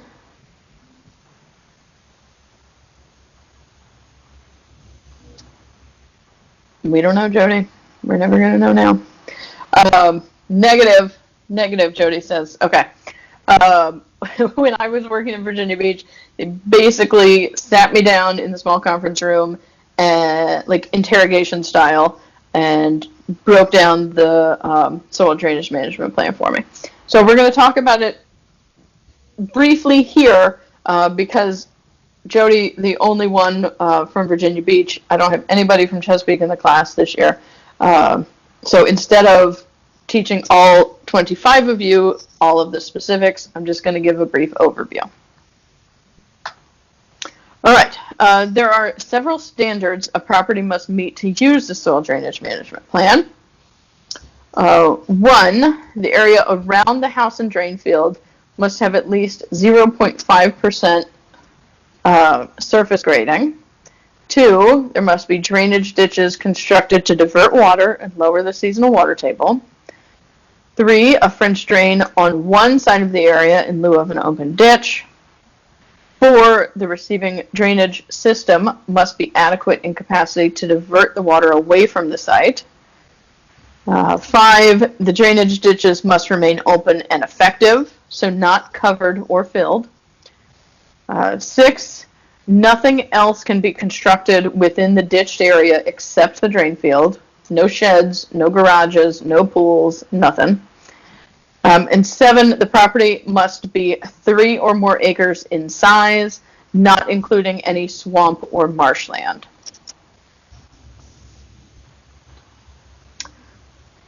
Then there are specifics for the drainage ditches themselves. The drainage ditches must completely surround the drain field area. They must have a minimum grade of 0.2%. The drainage ditches must be located 70 feet from the drain field, plus or minus 10 feet. The invert of the drainage ditch must be in texture group 1, 2, or 3 soil. The soil of the normal water level in the ditch must be at least 6 inches below the drain field trench bottoms.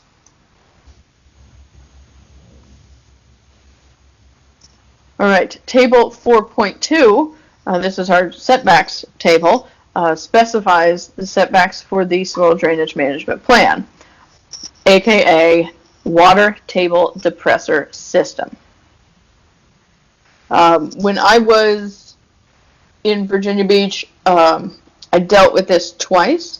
Once for new construction, which was pretty neat, having to, like the surveyor and the engineers and stuff figure out the drainage ditches and how they're going to work, and then going in to do the site evaluation, making sure, the depth of install was adequate for where the water was in the ditches, and making sure we were 70 feet from the ditches and stuff. It was pretty neat. And then another time I dealt with soil drainage management plan, I went out to do an SAP on a property, and I pulled up in the driveway. Very nice gentleman, we'll call him a senior citizen, and his really nice boxer. So he and the boxer walked me around the property, kind of pointed everything out, and it wasn't until I was done petting the boxer that I was like, wait a minute, this is supposed to be an SDMP site. There are no ditches anywhere to be found on this property. Over the years, he had just slowly filled in the ditches around his drain field, which, if you remember from my previous slides, is not allowed. So he said it was too cumbersome to mow and weed whack and stuff as he was getting older, so he just filled them in so he didn't have to weed whack. He could just ride his riding lawnmower over the ditches. So yeah, we had to deal with that. All right. That's soil drainage management plan in a nutshell. Jody, Brad, and then we'll tell you more about it. All right. Conditional construction permits. This is a means of authorizing the installation of an on-site sewage system that does not fully comply with certain criteria of the regulations. These criteria include septic tank size, drain field size, and certain water table conditions. Under the conditions, the on-site sewage system can be reasonably expected to function without danger to public health. There are 4 conditions for a conditional construction permit. Let's go through them. I have a question about, can you put plants in the ditches? It doesn't really talk about that. I imagine in certain cases you'd have some native growing plants that enjoy that wet environment, like some cattails and sedges and stuff. But I would not go out of my way to plant, to pay money and plant things in those ditches, because what you're trying to do, more so than absorbing that groundwater, you're trying to slope it all to get away from the property. You do have to have like roadside ditches and stuff that will in fact slope away and carry that water away from the property.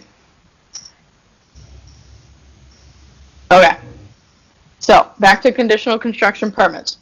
4 conditions. Ready? Here we go. One, reduced water flow. And this is based on permanent water-saving plumbing devices.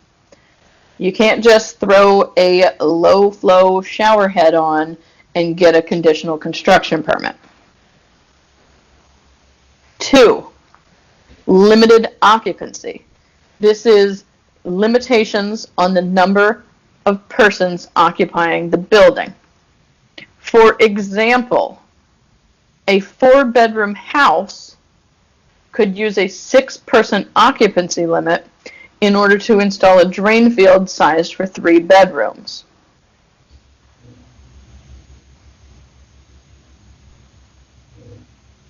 Okay, I just wanted to pause there to let that sink in for a minute.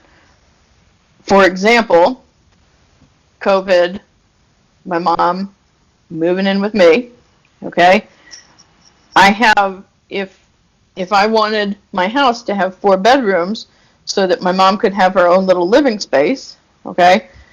But really it's only Mom and Corey and me in here, so we're not going to need a drain field, a 4-bedroom drain field size for 8 people, okay? So we could put a limited occupancy on that and say that it would never exceed 6 people for a 3-bedroom house. Any questions on that one? That's the one I see the most.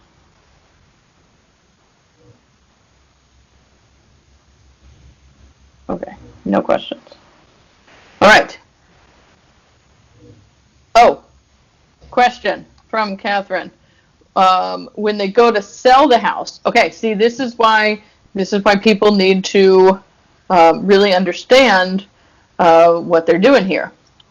So you're not just I'm not just limiting it for me and Babs and Corey.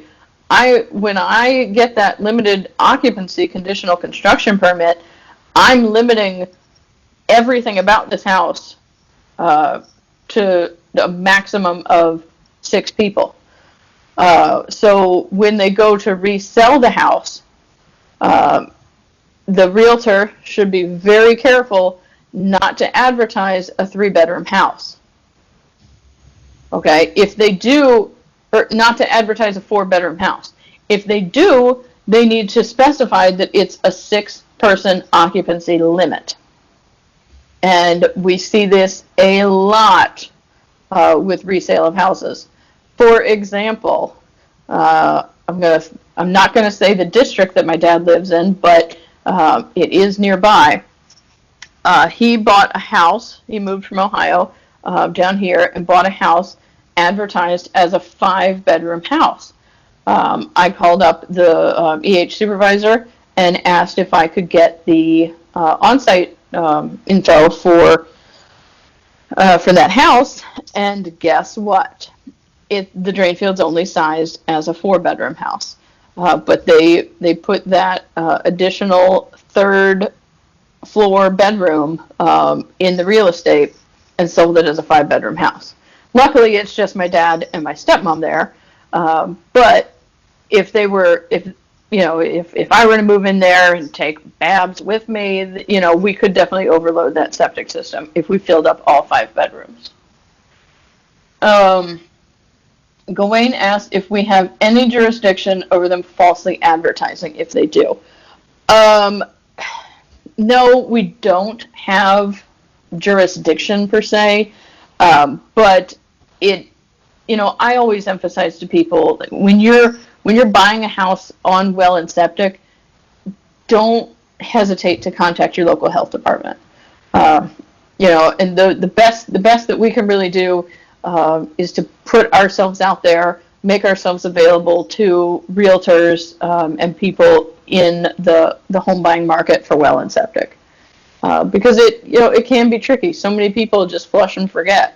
So it's just making ourselves available there.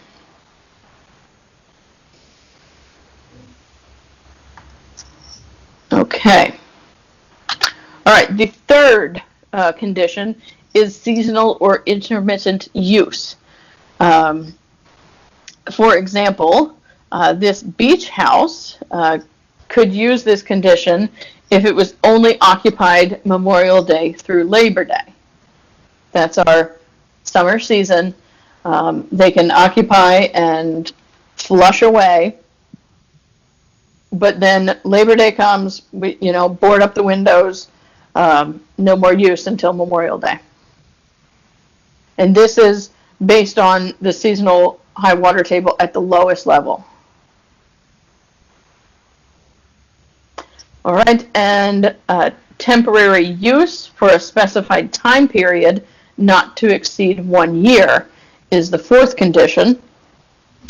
For example, the Forest Service could use this remote cabin to house staff for a research project, a search and rescue mission, or a managed hunting season. They could use it as a game check station. Okay, but that's only temporary period of time, not to exceed 1 year. Okay. This picture of the cabin reminds me of Barbara Kingsolver's novel, Prodigal Summer. If you haven't read it yet, I'll make it a, not mandatory, but a homework assignment for Design Camp 1. All right, more on conditional construction permits.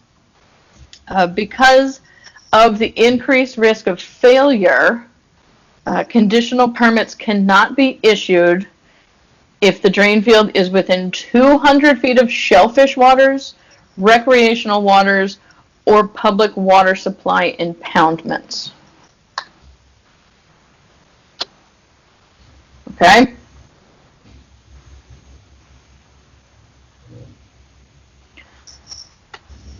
Conditional construction permits must be recorded and indexed in the grantor index under the holder's name in the land records of the clerk of the circuit court. The permit becomes effective 1 day after notification to the local health district of recordation. The local health district should advise the local building official of the conditional construction permit. And the conditional construction permit can transfer to future owners. That's where we're looking at that limited occupancy. Like I said, the reduced flow, those have to be permanent. So it's going to go from owner to owner. Okay. Guys, we are almost done. Look at that. Any questions on that one? Man, 10:20. Can the conditions change over time with newer technologies being used? Yes, of course. I'm going to go back to that. Okay, so if that would be considered like a voluntary upgrade. Okay, so say back in 1960s, they put a conditional thing on it saying seasonal use. Okay. It's a nice beach house, but it's seasonal use. You then inherit said beach house from your parents, and you could do a voluntary upgrade, okay, to put treatment on that effluent, a TL2 or a TL3 system, depending on site and soil, and then you could take off the seasonal use. Okay, you could take that condition out of the picture with the alternative system, and then you could use that beach house year round. It all depends on site and soil conditions. It would be costly, of course, but there definitely are newer technologies now that could help take that condition off of the property.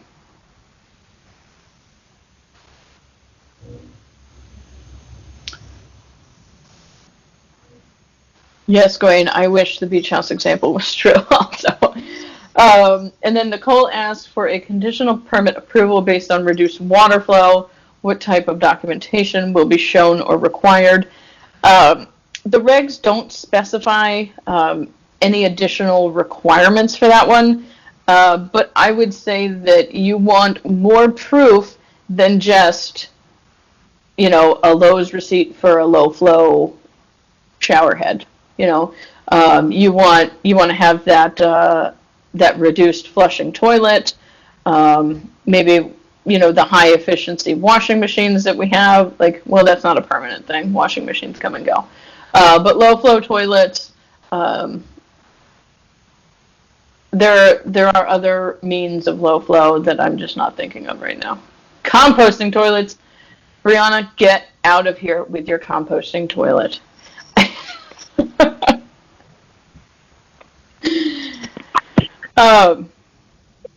Yeah, composting toilets are a whole nother ball game, and we'll discuss this more in person if you guys would like to.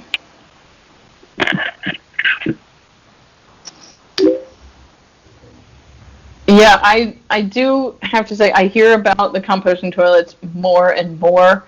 I think as people are wanting to go off the grid, and people are wanting to be more environmentally friendly. I think those are the two main reasons I hear about.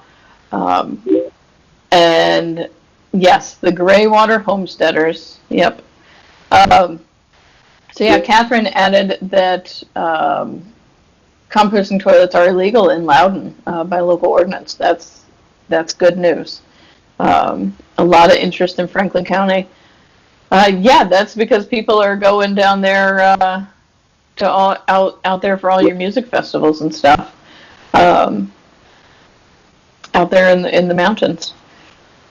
Yeah, it mainly is people wanting to get off the grid and people wanting to be more environmentally friendly. So there's not a whole lot about composting toilets. It has a lot to do with the local building official instead of us. Because, you know, you might install a composting toilet, you know, that might be really cool. Me and my mom using our composting toilet. But the next person to buy this house might not really like that idea. So, and there's no way, like, it'd be hard for us to catch somebody, you know, getting rid of that composting toilet, putting a regular toilet in. Oh, I hear about some good stories for the next time we see each other. And Ryan thinks that everybody should just use a privy and move on with their lives. I'm going to vote no on that one, Ryan. My time working in Falls Cape State Park as a maintenance ranger, one of the things I would have to do twice a week was go around and clean out the pit privies to make sure there were no snakes and spiders, and sanitize the toilet seat and such. I'd rather not look at a privy again.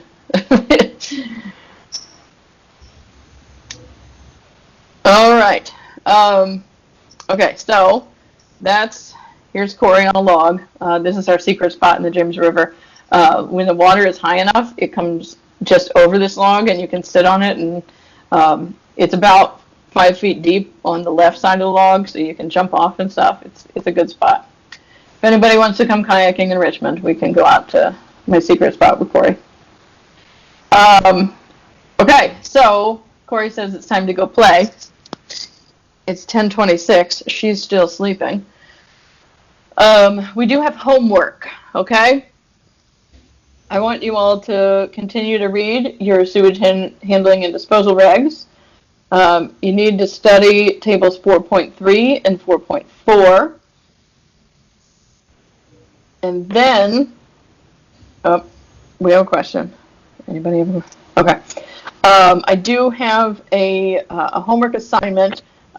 It's trench depth and spacing problems in a worksheet. The date is wrong on this because COVID happened and ruined everything. But I have it on Google Drive for those of you with VDH emails. I also have it in a Word document that I'll send out to you all. I'll send the Word document to everybody so that you guys have it to even practice with beyond this homework assignment, or you can give it to your supervisors and peers to test their knowledge. But if you can do it on the Google Drive, that'll be great, because that means I can check your responses by email when I'm on vacation next week. And then for those of you doing the Word document, if you can either type your answers in or write them in and scan it and email it to me. Okay. But those worksheets are going to be due by next Friday, close of business. I'm going to check my email on Friday. And yes, I'll send the invite to the document after this training is over. Okay. All right. Then two more fun, quick things that I'd like you all to do as part of your homework. A plastic limit, and we saw Steve doing this when we were in basic skills camp. I'd like you all to do your own plastic limit test. You do not have to find a plastic soil, but you have to just get some soil and try to make that worm. Try to get that soil down to 1/8 inch diameter, and take a picture of it and send it to me. Okay, this is all going to be due next Friday. You've got a week. You've got a week to do this. All right, and then last but not least, I want you all to go outside and find a hydrophilic tree. Without trespassing or anything, I want you to take a photo of that tree, and more specifically a leaf, so that you can, showing that you've identified that tree. Okay? Worksheet, plastic limit test, hydrophilic tree. 3 things. The worksheet is going to be the hardest, but I think you can get it done in like 30 minutes. And then a nice fun plastic limit test. We can get our hands dirty. And then your hydrophilic tree. You can go on a hike. You could go in your backyard. Doesn't matter where it is. Just don't trespass. Okay? That is all I have there. Let me stop sharing. Let me get my video back up so you can see my face. I'm still here. Okay. Ah! See, it falls. Any other questions about this Polycom?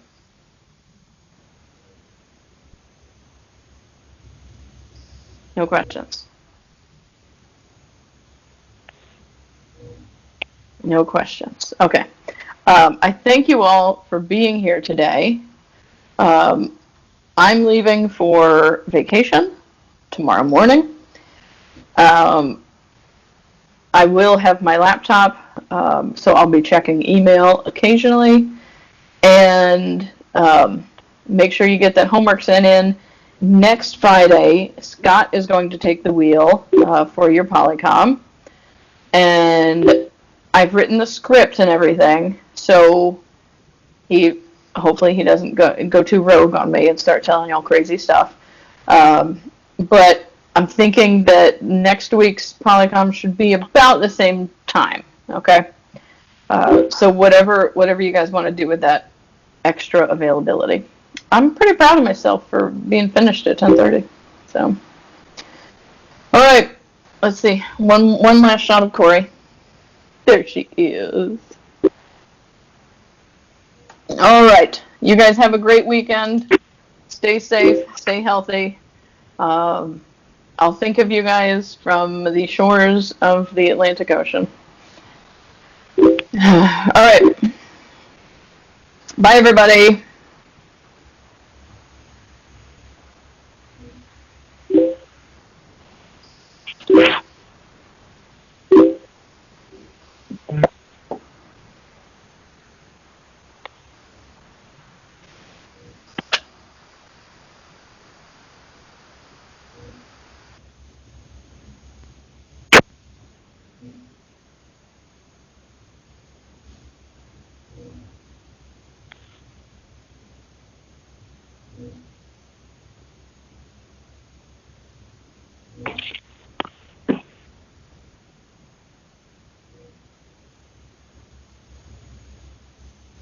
Mm-hmm.